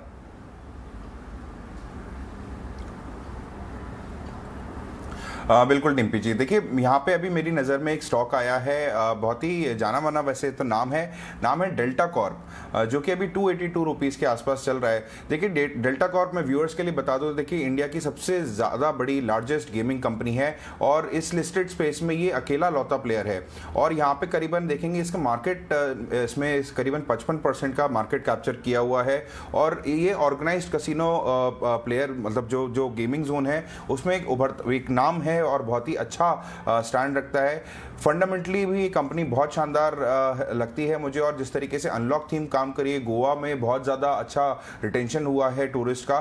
टेक्निकली भी अगर आप डिम्पी यहाँ पे देखेंगे तो मुझे बहुत पॉजिटिव लगता है। यहाँ पे हमने एक अच्छी रिकवरी देखी है और आर्ली चार्ट्स पे भी ये लगातार हायर टॉप हायर बॉटम के फॉर्मेशन को मेंटेन कर रहा है। 286 रुपए का एक स्मॉल हर्डल है, अगर उसको हम क्रॉस कर लेते हैं डेल्टा कॉर्प के अंदर तो यहाँ पे आपको अच्छा बड़ा मोमेंटम बनता हुआ दिखेगा। इसलिए जो टारगेट प्राइस रखा है मैंने डेल्टा कॉर्प के लिए वो सबसे पहला 293 294 के हैं और अगर इन लेवल्स को भी अच्छे से सस्टेन कर पाए तो करीबन 300 310 के लेवल्स आपको डेल्टा कॉर्प में आते हुए दिखेंगे, तो ये एक अच्छा स्पेशल पिक हो सकता है। नाश, ये जो get out of home trades हैं, चाहे वो आप बाटा को दे दीजिए, स्कूल्स खुल रहे हैं, सब अपने बच्चों के लिए नए जूते खरीद रहे हैं, चाहे आप ये जितनी भी ट्रैवल कंपनीज हैं, एविएशन तो ठीक है बहुत ऑब्वियस ट्रेड है, लेकिन वहाँ भी देख रहे हैं कि बुकिंग बढ़ रही है, होटल बुकिंग बढ़ रही हैं। आपको ये gate out of home trade में सबसे ज़्यादा कंपेलिंग कौन से नज़र आता है स्पेस, जो वैल्यूएशन वाइज भी बहुत ज़्यादा चला हुआ नहीं होगी? इनफैक्ट अजय, देखिए जो अनलॉकिंग थीम्स है जो अच्छी तरह से चलेगी, वहाँ पे हमको लग रहा है कि ये जो ऑनलाइन ट्रैवल एग्रीगेटर्स है वहाँ पे इन्वेस्टर्स को फोकस करना चाहिए। हमको ये कंपनी इजी ट्रिप प्लानिंग बहुत पसंद है। हमको लग रहा है कि कंपनी के ऑपरेशंस बहुत ही प्रॉफिटेबल है। मेक माई ट्रिप के बाद ये नंबर 2 प्लेयर है। अभी कंपनी एक्स बोनस चल रही है, लेकिन even on x bonus equity जो करीबन 44 करोड़ होगी बोनस के बाद, हमको लग रहा है कि इस साल कंपनी करीबन 105-110 करोड़ का प्रॉफिट कमाएगी, जो पिछले साल करीबन 60 करोड़ था। तो ऑब्वियसली 27 मार्च से जब इंटरनेशनल फ्लाइट्स भी पॉसिबल होंगी तो इससे इस कंपनी के बिजनेस को बहुत अच्छी तरह से पॉजिटिवली प्ले आउट होगा, क्योंकि करीबन 80% एविएशन सेक्टर से इनको बिजनेस आता है। तो मेरे ख्याल से ये स्टॉक को डेफिनेटली खरीदना चाहिए। मुझे लग रहा है कि जिस प्रकार का इनका बिजनेस मॉडल है और प्रॉफिटेबिलिटी लेवल्स है, करीबन 325-330 का लेवल कंफर्टेबली पॉसिबल लग रहा है। तो यहाँ पे एक अच्छा निवेश का मौका बन सकता है। Right, alright gentleman, stay with अस। आइए चलते हैं आगे और सौरभ मुखर्जी को भी जोड़ते हैं अपने कॉन्वर्सेशन में। मार्सेलस इन्वेस्टमेंट के फाउंडर हैं, सौरभ, गुड मॉर्निंग, बहुत बहुत धन्यवाद बात करने के लिए। सौरभ, आज मैं अपना कॉन्वर्सेशन इस मैटर से शुरुआत करूंगा क्योंकि इन्वेस्टमेंट के क्षेत्र के बहुत सारे लोग ये बिलीव करते हैं कि लोगों जो लीडर्स होते हैं वो बहुत बड़े इन्फ्लुएंसर्स होते हैं, कैपिटल क्रिएशन में भी और कैपिटल डिस्ट्रॉय करने में भी। जुबिलेंट फूडवर्क की आज सुबह चर्चा बहुत हो रही है, स्टॉक 10% नीचे है। प्रतीक पोटा ने कहा है कि वो क्वासी एंटरप्रेन्योरल जर्नी की तरफ जा रहे हैं क्योंकि इन्होंने बहुत वैल्यू क्रिएशन किया था। 400 रुपये, 450 रुपये में ज्वाइन किया था जब इनका स्टॉक प्राइस था जो 5000 तक गया था, अभी 3000 आ गया है। तो इस पे कुछ ऐसा थोड़ा व्यूज़ अगर आप शेयर करें, और in case food tech, QSR और जुबिलेंट पे आपका कोई व्यू हो, बट अदरवाइज इस मैटर पे क्या व्यू है? देखिए, जुबिलेंट हमारे पोर्टफोलियोज में नहीं है, बट ये तो बोलना पड़ेगा कि प्रतीक पोटा जी ने कमाल का टर्न अराउंड दिखाया था वहां पे। जो 4-5 साल पहले वो जुबिलेंट में आए थे, जुबिलेंट स्ट्रगल कर रहा था। So all credit to the man, अच्छा काम किया उन्होंने, and you know wishing him the best in his future endeavours. अगर आप जुबिलेंट का पिछले 20-25 साल का हिस्ट्री देखोगे, वो कुछ इसी प्रकार का है। 4-5 साल अच्छा, देन 4-5 साल थोड़ा सा टफ, देन 4-5 साल अच्छा। सो हमारे जो कंसिस्टेंट कंपाउंडर की जो हमारी सोच रहती है, मार्सेलस की जो कंसिस्टेंट कंपाउंडर प्रोडक्ट है, उसके स्क्रीन्स को कभी जुबिलेंट क्लियर नहीं कर पाया, बिकॉज वो जो हमको 10 साल 15 साल की निरंतर कंसिस्टेंसी चाहिए होती है, वो कभी ये स्टॉक दिखला नहीं पाया, एंड हेंस कभी हमने निवेश नहीं किया है। But you know, good franchise, space अच्छा है। आई थिंक प्रतीक पोटा जी ने बहुत अच्छा काम किया है, and I am sure that जो भी आएगा वहां पे वो भी प्रतीक पोटा जी के काम को आगे बढ़ाएगा। बट कहना ये पड़ेगा कि अगर आप 20-25 साल की हिस्ट्री देखें, ये लो hot blow cold type franchise है। 4-5 साल अच्छा, फिर ढीला पड़ता है, फिर 4-5 साल अच्छा, इसलिए कभी हमने स्टॉक में निवेश किया नहीं है। What about HDFC bank? आप खुश तो बहुत होंगे, आज सुबह एक बड़ा हर्डल क्लियर हो गया। ये तो बहुत जबरदस्त कंसिस्टेंट कंपाउंडर रहा है, आपका पार्ट भी है, लेकिन लास्ट 2 साल से कुछ डीरेटिंग टाइप के मूव में चला गया था। आपको लगता है कि वो फेज ओवर हो रहा है अब? देखिए, जहाँ पे बड़ा फर्क है between an HDFC bank and Jubilant FoodWorks से स्टॉक प्राइस चले ना चले, HDFC बैंक की फंडामेंटल परफॉर्मेंस हमेशा जबरदस्त रहती है। तो लास्ट 2-3 साल में जब आप बोल रहे हो स्टॉक चली नहीं है, मैं मानता हूँ स्टॉक चली नहीं है, बट परफॉर्मेंस आउटस्टैंडिंग रहा है। 3 साल में उन्होंने 3% मार्केट शेयर गेन किया है। Just to put that into perspective, एक कोटक बैंक का इंडिया के मार्केट में 2.5% मार्केट शेयर है। HDFC बैंक ने जस्ट ऐड किया है 3% मार्केट शेयर, 7 से 10 हो गया मार्केट शेयर। किसी दूसरे प्राइवेट सेक्टर बैंक के मतलब आसपास आने की भी कोई संभावना नहीं है HDFC बैंक की इस प्रकार के परफॉर्मेंस। सारे आप अगर प्राइवेट सेक्टर बैंक ऐड कर लो, जितना मार्केट शेयर सबने मिला के जनरेट किया होगा, जितना मार्केट शेयर बाकी ने मिलके ऐड किया होगा, HDFC बैंक ने अकेला उससे ज्यादा कर लिया है। नेट इंटरेस्ट मार्जिन, NPAs दोनों सॉलिड चल रहा है। सो सुपर बैंक है, 25 साल की कंपाउंडिंग की हिस्ट्री है, कंसिस्टेंट कंपाउंडिंग की हिस्ट्री है, इसलिए हम निसंकोच लेके इसको बैठे रहते हैं। हर हफ्ते कुछ 10-20 करोड़ खरीदते हैं इस बैंक का। मेरे खुद के मार्सेलस पोर्टफोलियो, मार्सेलस के पोर्टफोलियो में, और मेरा खुद का जो मार्सेलस के साथ निवेश है उसमें भी है, और आराम से हम ऐड करते रहते हैं। सॉलिड परफॉर्मर है। ज्यादा खुशी भी नहीं होती कभी जब अनाउंसमेंट आते हैं, ज्यादा दुख भी नहीं होता। इतना सॉलिड बैंक है, इमोशन की कोई गुंजाइश नहीं है यहाँ पे। ऑलराइट, मॉर्निंग सौरभ, क्योंकि आपके पोर्टफोलियो में पेन स्टॉक्स भी हैं और आप हमेशा उन पर बुलिश भी रहे हैं। इनफैक्ट लास्ट टाइम हम जब रक्षित से भी बात करते हैं मार्सेलस से ही, तो वो अब अपना एक रैशनल भी हमें समझा रहे थे, लेकिन आई एम श्योर आप क्रूड प्राइसेस को बहुत कॉशियसली ट्रैक करते होंगे। अब आप कैसा देख रहे हैं? आपको क्या लग रहा है कि कितना price of crude factor in है मार्केट में, और क्या यहाँ से क्रूड की चाल हो सकती है आगे? तो सच बोलूं, मेरे को पता नहीं रहता क्रूड का प्राइस क्या है, जस्ट नॉट माय जॉब। जो आप I think rightly point out कर रहे हो आपके अच्छे नाइसली वर्डेड सवाल से, कि एशियन पेंट्स का या बर्जर पेंट्स का फॉर दैट मैटर, क्रूड का price is a wash through. तो अगर 3 महीने क्रूड की भाव चढ़ी तो अगले क्वार्टर वो पास ऑन कर देते हैं। तो अगर आप लास्ट 20 साल में देखिए, 4 बार क्रूड का price in a space of 3 साल, 4 बार क्रूड का प्राइस डबल किया है, 4 बार क्रूड का प्राइस इन स्पेस ऑफ 3 साल आधा हुआ है। कुछ खास इनके ऑपरेटिंग ग्रॉस मार्जिन और ऑपरेटिंग मार्जिन पे फर्क नहीं पड़ता, because it's a pass through, they have the pricing power. जब भाव चढ़ता है क्रूड का, वो चढ़ा देते हैं अपने भाव को, एंड 3-6 महीने में कस्टमर से अपना भरपाई कर लेते हैं। एंड सिमिलरली जब क्रूड का भाव गिरता है वो भाव अपना गिरा देते हैं, कस्टमर को पास ऑन कर देते हैं वो बेनिफिट। तो ये एक स्मोक स्क्रीन है जो लोग करते हैं। We love it, the fact that people sell Asian Paints जब क्रूड का भाव चढ़ता है, हमको बहुत खुशी होती है, बिकॉज हमको और अच्छे भाव में मिल जाता है। बट एक ये पूरा इल्यूजन है कि एशियन पेंट्स का और क्रूड का कोई संपर्क है, but we love the illusion. जो वॉच कर रहे हैं, जितना आप बेचोगे एशियन पेंट्स क्रूड के भाव चढ़ने पे, उतना हमको अच्छे भाव पे खरीदने का मौका मिलेगा। सौरभ, ये आईटी कंपनी पर आपका व्यू पॉइंट क्या है? देखो, इन्होंने अच्छे से हेज तो किया है इस समय मार्केट को, और थोड़ी ग्रोथ भी दिखा रहे हैं, और यही कॉन्फिडेंस है लोगों के पास कि देखिए इनकी ग्रोथ भी अच्छी दिखेगी, इनके मार्जिन्स भी अच्छे दिखेंगे, करेंसी वाला फैक्टर भी आ जाएगा। ये आप इसको कैसे रेट करते हैं? देखिए, जो पूरा माहौल अभी, whether it is a paint company, whether it is a bank, whether it is an IT services company, demand की आज कोई इंडिया में कमी नहीं है, डिमांड भरपूर है, राइट। आईटी सर्विसेज कंपनीज का ऑर्डर बुक सारे के सारे, we are invested in TCS and L&T technology services, but मेरे ख्याल से सारे जो प्रोमिनेंट आईटी सर्विसेज कंपनीज है, उनका अगला 2-3 साल भरपूर काम आएगा, राइट। कोई डिमांड की यहाँ पे कमी नहीं है। जो चैलेंज आज हिंदुस्तान में बड़े पैमाने पे सप्लाई साइड चैलेंज है। Do you have the strength to hire, in the case of से टीसीएस साल में आई थिंक 1 लाख लोग वो भाड़ा कर रहे हैं। कोई दूसरी आईटी सर्विसेज कंपनी की इतनी क्षमता नहीं है इतने लाखों के पैमाने पे टैलेंट को लाना, बिकॉज उस पैमाने पे काम आ रहा है, राइट। सप्लाई साइड आज महत्वपूर्ण है। As a bank you need low cost capital, as a paint company you need to be able to deal with input cost volatility.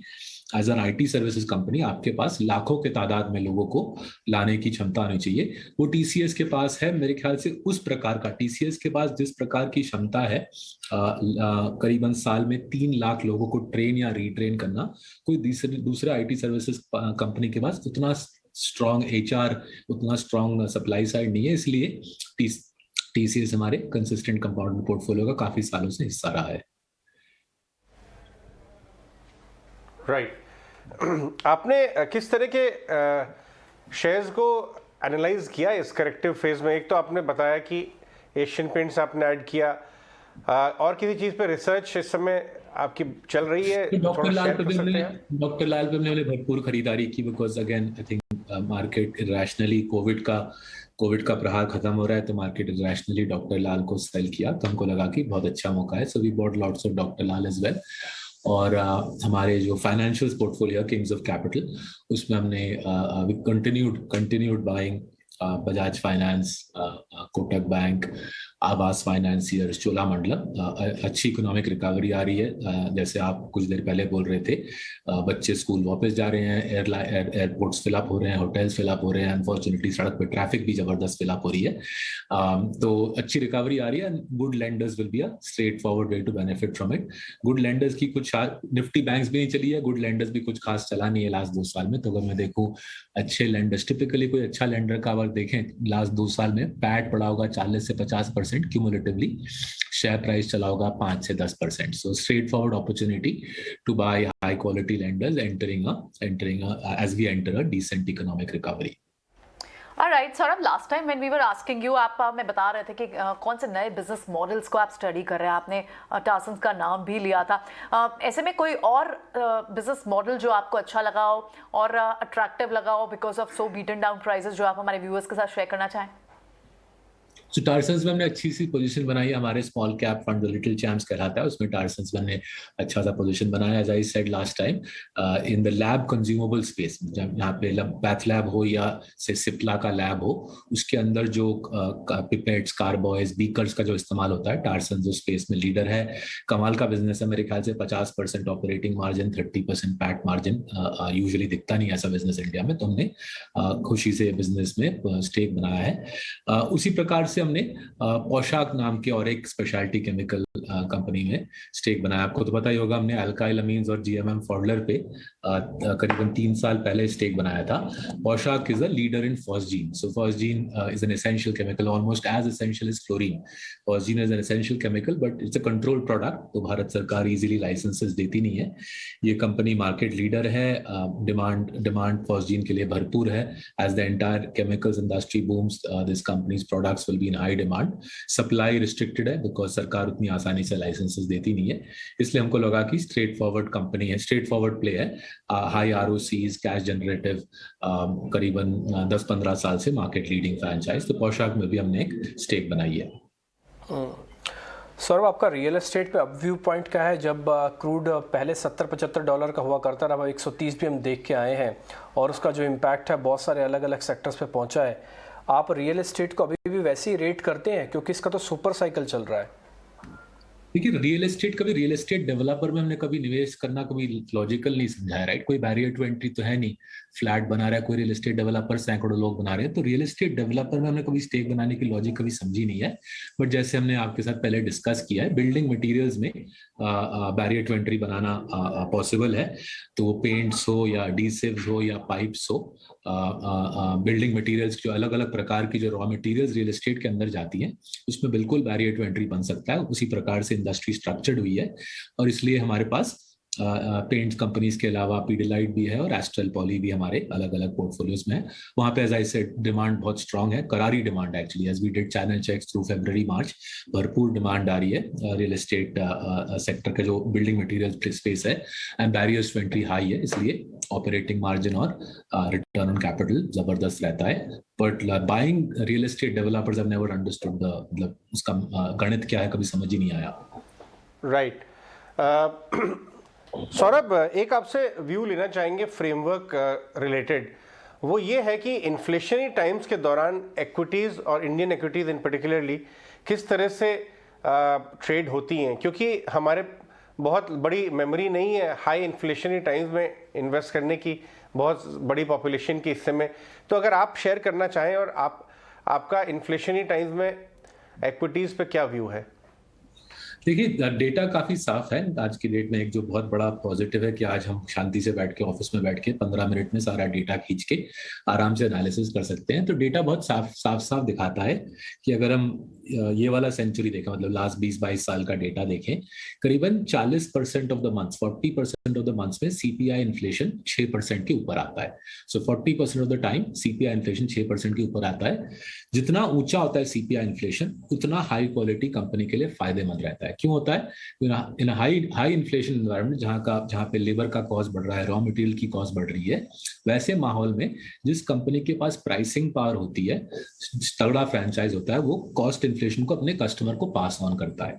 तो अगर आप डेटा एनालाइज करो, हमने ये पब्लिकली छाप भी दिया है कि जितना ऊंचा इन्फ्लेशन, उतनी ज्यादा रेवेन्यू ग्रोथ स्ट्रॉन्ग फ्रेंचाइजेस की, उतनी ज्यादा उनकी operating margin improvement vis-a-vis the Nifty, and उनकी करीबन 10 परसेंटेज पॉइंट्स आउट परफॉर्मेंस आती है स्ट्रॉन्ग फ्रेंचाइजेस की, हाई क्वालिटी फ्रेंचाइजेस की 10 percentage points per annum outperformance आता है to the Nifty in a high inflation environment. तो ये जो माहौल इंडिया में बन रहा है, इनफैक्ट दुनिया भर में बन रहा है, of high inflation, this is very positive for well run companies. And अगर एक इससे भी सिंपलर पॉइंट में मेक करूं, हाई इन्फ्लेशन के माहौल में अगर आप फिक्स डिपॉजिट और फिक्स्ड इन गवर्नमेंट बॉन्ड्स वगैरह में रहो, तो ऑब्वियसली आपका वेल्थ इरोड हो जाता है। इन्फ्लेशन आपके फिक्स डिपॉजिट और भारत सरकार के बॉन्ड या किसी भी कॉर्पोरेट बॉन्ड का वैल्यू इरोड कर देता है। तो जाहिर है इन्फ्लेशन के माहौल में जो निवेशक है उसको मजबूरन आइदर फिजिकल एसेट्स या उसको इक्विटीज में आना पड़ता है, नहीं तो उनकी वेल्थ की भाव घट जाती है इन्फ्लेशन के वजह से। ऑलराइट सौरभ, आपका न्यू एज IPO जो अब से 4 से 6 महीने पहले लिस्ट हुए थे, उनमें से कई सारे तो अब अपने 50% से ज़्यादा गेन को लूज कर चुके हैं। उन पे कहीं आपका कहीं व्यू बदलाव? नहीं जी, most of them don't have a business model, तो कुछ ज्यादा दिमाग खपाने की भी आवश्यकता नहीं है। अगर आप उनका DRH भी पढ़ो, दिखेगा कि ना तो कैपिटल एलोकेशन है, ना तो बिजनेस मॉडल है। एक अजीब सा नाटक है जिससे हम दूर रहते हैं। ऑलराइट, शुक्रिया सौरभ, बहुत बहुत thanks for being with us today, और अपना व्यू और साथ ही कई सारे स्टॉक्स पर अपनी व्यू हमसे शेयर करने के लिए, सेक्टर स्पेसिफिक व्यूज हमसे शेयर करने के लिए। तो मार्सलस इन्वेस्टमेंट के सौरभ मुखर्जी आज हमसे बात कर रहे थे। और चलिए एक बार फिर से मार्केट्स पर नजर डालते हैं और देख लेते हैं कि किस तरह का रुझान इस वक्त बना है। मार्केट ज़्यादा तौर पर ऊपर से थोड़ी करेक्ट जरूर हुई है। हमने देखा था कि जो इनिशियल गेन्स थे ओपन होने के बाद, उसे बाजार ने अब थोड़ा सा खोया है। यहाँ पर आप इनफैक्ट बैंक निफ्टी ने लगभग 350 पॉइंट की जो एक उछाल दिखाई थी, वो अब आधी 40 भी कम रह गई है। सिर्फ 125 पॉइंट्स की आपको तेजी बैंकिंग स्टॉक्स पे दिख रही है और निफ्टी भी यहाँ से पॉजिटिव ट्रेड टेरिटरी में तो है। 16,500 जो एक बड़ा सपोर्ट है उसके ऊपर है, लेकिन अपने बड़े रेजिस्टेंस के को भी क्रॉस नहीं कर पा रहा है। क्या व्यू बनेगा यहाँ पे अभिजीत? हमने ये बात की थी, लेकिन बैंकिंग स्टॉक्स पे जो प्रेशर था और आपने कहा भी था आज सेल ऑन राइज की आप स्ट्रैटेजी देख रहे थे, आप लग रहा है यहाँ से और वीक होगा मार्केट्स? हाँ, और वीक हो सकता है। जैसे मैंने सुबह बोला था, मे बी 34,200 34,300 का सपोर्ट है, वहाँ तक जा सकता है बैंक निफ्टी आज या कल।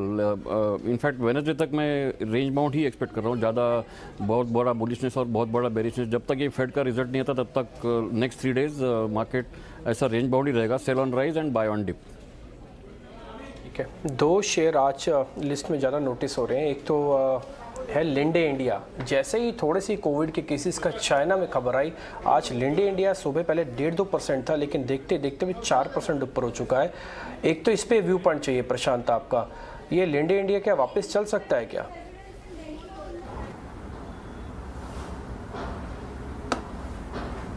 ये ओवरऑल एक बहुत अच्छे बिजनेस मॉडल पे चल रहा है, और अगर मैं टेक्निकली बात करूं तो ये पूरा एक साइडवेज पैटर्न में चल रहा है और अभी हम रेजिस्टेंस के करीब आए हैं। साइडवेज में हम सिर्फ क्या करते हैं, हम टिपिकली एक मीन रिवर्सन एक्सपेक्ट करते हैं, यानी buy sell on highs and buy on dips. तो इस स्टॉक में अब हाइज पे खरीदने की मेरी राय नहीं होगी, इमोशनल गैप अप है। मैं वेट करूंगा कि ये करीबन जो परसों की क्लोजिंग थी यानी करीबन 2800 के नजदीक आ जाए, तब इसमें डेफिनेटली निवेश किया जा सकता है। और इस स्टॉक को एक पोर्टफोलियो में रखने लायक भी है from a long term perspective. मुझे इसके हायर टाइम फ्रेम के चार्ट्स बहुत अच्छे लग रहे हैं, और फ्रॉम अ ट्रेडिंग पर्सपेक्टिव इस लेवल पे इसको इन्वेस्ट नहीं करना चाहिए। 2800 के नजदीक कीजिए और 2% स्टॉप लॉस यानी 2750 का स्टॉप लॉस रखिए और होल्ड कीजिए। राहुल, 2 शेयर मैं आपके सामने रख रहा हूँ, ऑलमोस्ट 250 रुपये की शेयर है। एक है ITC है, दूसरा है जी एंटरटेनमेंट। दोनों में से एक पोजीशन आपको बनानी है, किस में बनाओगे आप? ITC और जी एंटरटेनमेंट, दोनों का भाव करीब 250 रुपये है। जी बिल्कुल टिम्पी जी, जी एंटरटेनमेंट में तो आज बहुत ही अच्छी चाल बना रखी है, जहां पे इसने लोअर लेवल से अगर हम देखें, अगर इसको गौर से अगर डेली चार्ट्स देखें तो 220-225 के लेवल से जी ने जिस तरीके से रिकवरी दिखाई है तो अपने 200 डेमा की तरफ अप्रोच कर रहा है। यहाँ पे जो 200 डेमा है वो करीबन 268 रुपये के पास में बैठता है और अभी भाव चल रहा है 254 का। यहाँ से एक अगर ट्रेड बनाना चाहें जी एंटरटेनमेंट के अंदर तो बनाया जा सकता है, जिसमें हम स्टॉप लॉस रखेंगे करीबन 248 का।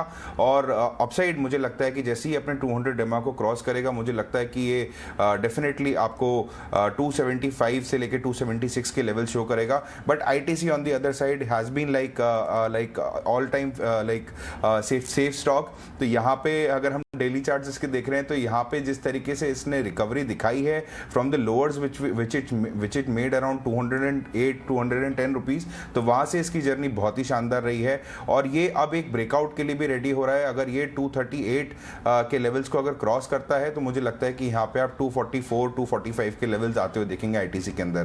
तो दोनों स्टॉक्स बहुत ही अच्छे हैं, बस अपने अपने स्टॉप लॉसेस का ध्यान रखें और बने रहें। Right, Kirloskar group of companies काफ़ी दिनों से बजिंग हो रही हैं। अभिजीत, आपने किर्लोस्कर इंडस्ट्रीज को नजर डाला है क्या? 1620 रुपये का भाव है, करीब 9% ऊपर है आज। नहीं, मैं उसको ट्रैक नहीं करता हूँ। प्रशांत, आप चार्ट्स पे चेक करके बता सकते हैं क्या? आप किर्लोस्कर इंडस्ट्रीज की बात करें ब्रान? जी हाँ, किर्लोस्कर इंडस्ट्रीज। जी, ये एक गैप अप इसने दिया है, बट क्लियर कट एक इमोशनल गैप अप है और इस लेवल पे बाइंग नहीं करनी चाहिए। ये मोमेंटम लग रहा है, करीबन 1600 के करीब ये चल रहा है, इसमें हमें बाइंग करनी चाहिए एक डिप के आसपास। मुझे लग रहा है वॉल्यूम बहुत अच्छे है, बाइंग साइड पे ही रहना चाहिए, बट हमें इसमें बाइंग करनी चाहिए करीबन 1580 और 1590 के लेवल के बीच में, और हमें स्टॉप लॉस रखना चाहिए 1550 पे। ये लेवल में अगर ये स्टॉक मिल जाए तो बहुत अच्छी बाइंग हो जाएगी और इसको हम पोजिशनली होल्ड कर सकते हैं for targets of 1700 and above. Abhijit से हम फार्मा स्टॉक्स के बारे में बात करते हैं। अभिजीत, आपने कुछ फार्मा स्टॉक्स को चूज किया था आज के लिए। सन फार्मा पे आपका व्यू जानना चाहेंगे। आज भी 910 के आसपास आ गया, 1% लगभग ऊपर, फ्रेश लाइफ टाइम हाई की तरफ जा रहा है। ये सन फार्मा में क्या लगता है आपको?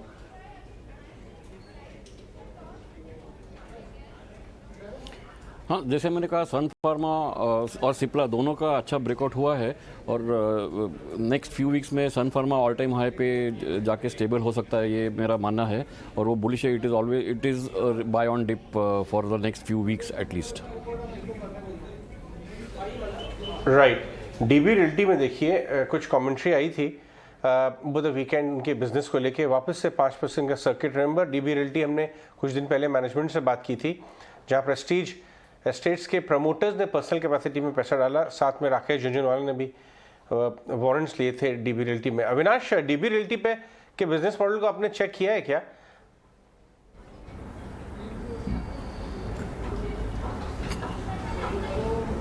अविनाश, ओके अविनाश 2 मिनट में जुड़ेंगे हमारे साथ, लेकिन मीनवाइल इस पे आपको चार्ट्स दिखाते हैं। 111 के आसपास आ गया है, बट ये काफ़ी ऊपर गया था, करेक्शन में ऑफकोर्स नीचे आया। आज सर्किट लगा हुआ है क्योंकि ओवर द वीकेंड इसमें कमेंट्री आई है किस तरह से वो डेट कम करना चाहते हैं वगैरह वगैरह, और इसीलिए शायद आज उसमें एक्साइटमेंट है। ओवरऑल पूरे रियल एस्टेट में स्टॉक्स में एक्साइटमेंट नहीं है। डीबी रियल्टी आउट परफॉर्म कर रहा है अपने स्पेस को, बाजार ऑफकोर्स नीचे आते हुए। राइट, राहुल कुछ और ट्रेड्स आइडेंटिफाई कर रहे हैं आप दिन के लिए? लॉरस तो काफ़ी अच्छा चल रहा है, 3% ऊपर 600 के आसपास आ गया है। Anything else on your radar today?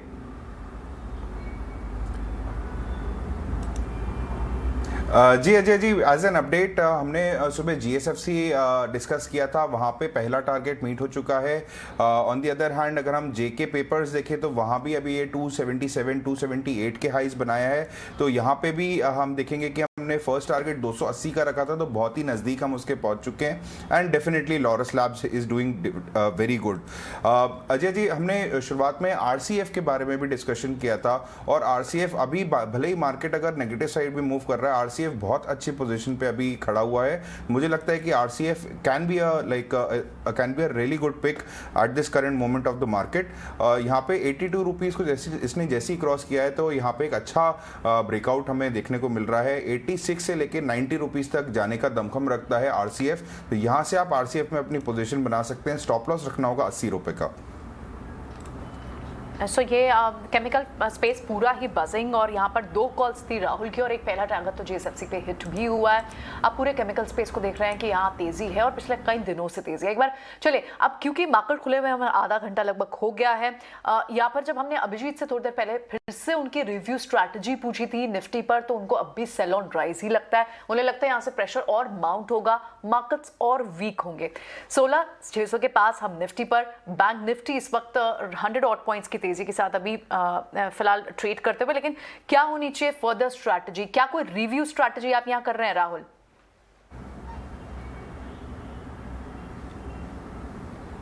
देखिए, अभी अगर हम देखें मार्केट में जिस तरीके से अब चाल बन रही है और जिस तरीके से मार्केट हल्का सा एक रेंज बाउंड मुझे बनता हुआ दिख रहा है, तो डेफिनेटली यहाँ पे पोजीशन में इंडेक्स वाइज तो नहीं बनाना चाहूँगा। स्टॉक स्पेसिफिक अगर हम देखें तो वहाँ पे एक बहुत अच्छे मूव्स हमको दिख रहे हैं। अब इंडेक्स में अगर हम देखें, अब शुरुआत से ही हमने देखा है कि अभी जितना भी सेशन अभी तक हमने देखा, तो 16,700 on the upper side and on the lower side 16,530, ये एक कुछ ऐसे लेवल्स हैं जो कि आपको ध्यान रखने होंगे। बट स्टॉक स्पेसिफिक डेफिनेटली बहुत अच्छे मूव्स मिल रहे हैं। जैसे हमने डिस्कस किया, RCF वो बहुत अच्छा परफॉर्मेंस दिखा रहा है। उसके अलावा अगर हम देखें MGL भी जैसे हमने पहले डिस्कस किया था, जिन लेवल्स पे वो था और वहां से वो काफ़ी अच्छे ऊपर आ चुका है और अपने 200 EMA को भी क्रॉस कर चुका है इंट्राडे चार्ट्स पे। तो यहाँ पे MGL भी एक अच्छा आप रख सकते हैं ध्यान में। अगर ये सस्टेन करता है 272 लेवल्स के ऊपर, अगर सस्टेन करता है, अगर आप इसको देखेंगे तो मुझे लगता है कि 780 785 के लेवल जिसमें तुरंत आते हुए आपको दिखेंगे। तो एक MGL में भी यहाँ पे एक शॉर्ट ट्रेड एक बनाया जा सकता है। और बहुत सारे ऐसे काउंटर्स हैं जहाँ पे हमें दिख रहा है कि अच्छा रुझान बन रहा है, बट जिस तरीके से मार्केट अभी बिहेव कर रहा है, मुझे लगता है कि थोड़ा सा कॉशियसली आप इसको ट्रेड करें। जो इन्वेस्टमेंट कैटेगरी स्टॉक्स हैं उनको अगर आप डिक्लाइंस पे ऐड करें तो ये बहुत ही अच्छा रहेगा मार्केट में। तो यानी अभी इंडेक्स पे आपका क्लियर डायरेक्शन है, क्लियर कन्विक्शन नहीं बन रहा है, लेकिन आप स्टॉक स्पेसिफिक स्ट्रैटेजी यहाँ से बनाएंगे। MGL हम देख देख रहे हैं, क्योंकि महाराष्ट्र गवर्नमेंट ने वैट घटाया जिसके बाद एक अच्छी तेजी और यहाँ से अब भी अप मूव बाकी है और बाकी कॉल्स भी अच्छी चल रही हैं राहुल की। प्रशांत, आपका क्या व्यू बनेगा? आप भी यहाँ पर बियरिश थे निफ्टी पर, फिलहाल क्या व्यू बनेगा? आपको लगता है कि प्रेशर और बढ़ेगा या फिर कोई रिकवरी अटेम्प्ट कर सकती है? प्रियंका, मैंने कहा था कि हम जो फ्यूचर्स लेवल है 16,700 800 के बीच आ जाए तो हम उसको बेच सकते हैं। स्टॉप लॉस हमें रखना है 17,100 के पास और हम 16,000 के करीबन जाएंगे। तो बिल्कुल 17,700 के जस्ट ऊपर जाने की कोशिश की थी, वहां से बिकवाली आई है।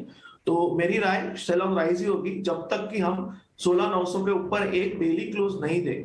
जब तक एक क्लोज नहीं आता मैं कोई भी रैली में निवेश नहीं करना चाहूंगा। इसकी वजह बहुत साफ है कि मैं ओवरनाइट लॉन्ग्स कैरी नहीं करना चाहूंगा। इंट्राडे में छोटे मोटे ट्रेड्स करने से बेटर होगा कि हम पोजिशनल व्यू रखें और जब हमें एक पोजिशनल ब्रेकआउट मिले, हम सस्टेन करें, उस लेवल पे क्लोज करें, तभी ही हम थोड़ा एग्रेसिव लॉन्ग जा सकते हैं। अभी के लिए जिनको शॉर्टिंग नहीं आती, लॉन्ग तो बिल्कुल मत कीजिए। स्टॉक स्पेसिफिक रहना चाहिए और सेक्टोरल पिक्स होने चाहिए और वही हिसाब से हमें जाना होगा।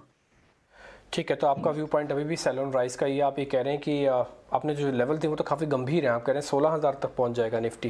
खैर अभी तो 16,600 पे चल रहा है। एक काम कीजिए, जरा एडवांस डिक्लाइन वापस दिखाइए और जरा इंडिया विक्स भी वापस दिखाइए। क्या इसमें कुछ चेंजेस हुआ है? क्योंकि बाजार जिस तरह से रीशफलिंग कर रहा है, 600 को तोड़ नहीं रहा, 700 के ऊपर आ नहीं रहा, तो एडवांस डिक्लाइन, अब डिक्लाइंस बढ़ गए हैं। शुरुआत में ऐसा नहीं था, अब डिक्लाइंस आप देख रहे हैं तो 1500 शेयर आपको BSE पे भी दिखेंगे। एक बार विक्स भी दिखाइए, ये 25 से नीचे पहुंचा है, अभी भी 25 के ऊपर। अगर 25 के ऊपर है तो फिर भी आपको अपना माइंडसेट अभी भी थोड़ा डिफेंसिव शेयर्स की तरफ ही रखना होगा। IT ज़्यादा प्रेफरेबल हो सकता है। 3% का विक्स बढ़ा हुआ है। इसका मतलब जो प्रशांत कह रहे हैं वो काफ़ी हद तक ठीक भी हो सकता है। बाजार के अंदर की गिरावट या एक झटका लग सकता है। अभिजीत, विप्रो के एक बार चार्ट चेक करेंगे आप?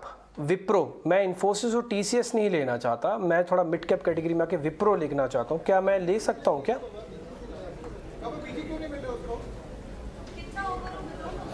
हाँ, विप्रो अच्छा लग रहा है। In fact next couple of weeks में 635 640 तक जा सकता है।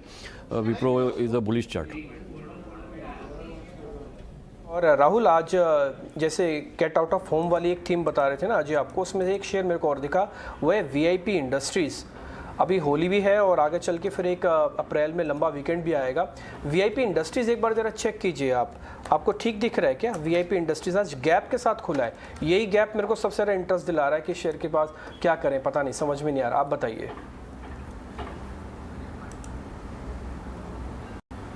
जी बिल्कुल डिम्पी जी, काफ़ी अच्छी गैप अप ओपनिंग इसको मिली है और अगर हम इसके प्रीवियस भी देखें तो ये स्टॉक एक कंसोलिडेट कर रहा था और अपने इंपॉर्टेंट मूविंग एवरेजेस पे होल्ड कर रहा था। मैं 89 डेज की वेटेड मूविंग एवरेज की बात कर रहा हूँ, तो वहाँ पे एक हमने बहुत ही अच्छी तरीके से इसको चलते हुए देखा है।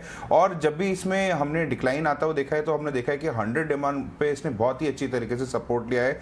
करेंटली भी जिस तरीके की गैप अप इसको मिली है वो एक तरीके का ब्रेकआउट हम मान सकते हैं, जहाँ पे एक बड़ा अगर आप फिगर देखेंगे तो करीबन 663 के लेवल्स जैसे ही ये क्रॉस करेगा तो आपको यहाँ पे एक बड़ा मूवमेंट आता हुआ दिखेगा जो कि इसको करीबन 680 रुपए तक ले जा सकता है। तो यहाँ पे डेफिनेटली VIP इंडस्ट्रीज को फोकस में रखना चाहिए। जो स्टॉप लॉस बन के आ रहा है वो करीबन बैठ रहा है 647 का, तो इन स्टॉप लॉस के साथ में VIP इंडस्ट्रीज के अंदर ट्रेड किया जा सकता है। स्टे विद अस, आइए जानते हैं बाजार में किस तरह के ट्रेंड शेप अप हो रहे हैं फर्स्ट आवर और ट्रेड में सौमित के साथ।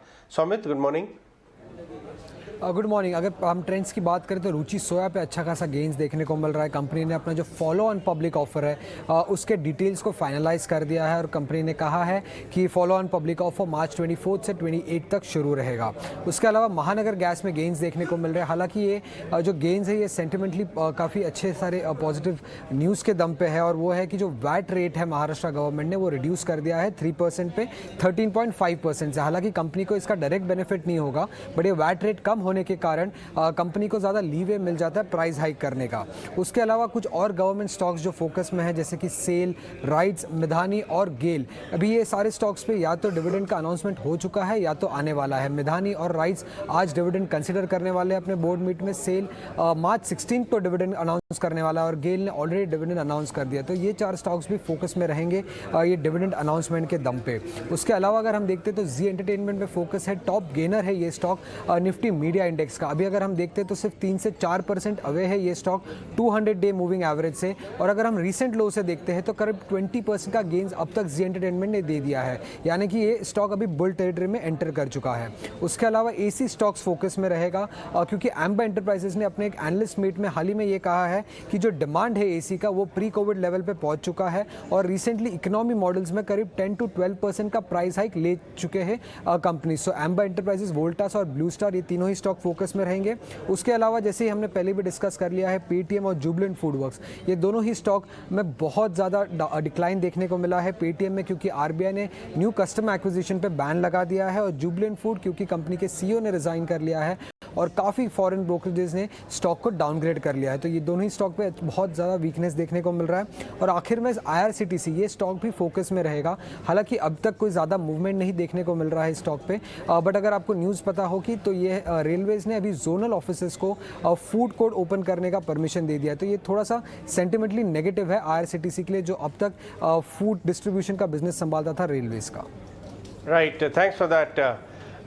राहुल, पेपर स्टॉक्स की बात करते हैं। जेके पेपर से हमने बात की थी लास्ट वीक, आज इमामी पेपर भी काफ़ी स्ट्रॉन्ग अपमूव दिखा रहा है। ये सारे पेपर स्टॉक्स, हालांकि इसके अंदर एक थोड़ा सा रिस्क है, बहुत सारे स्टॉक्स लो वॉल्यूम स्टॉक भी हैं, लेकिन पेपर में आपको कुछ मिड कैप्स अच्छे लग रहे हैं क्या?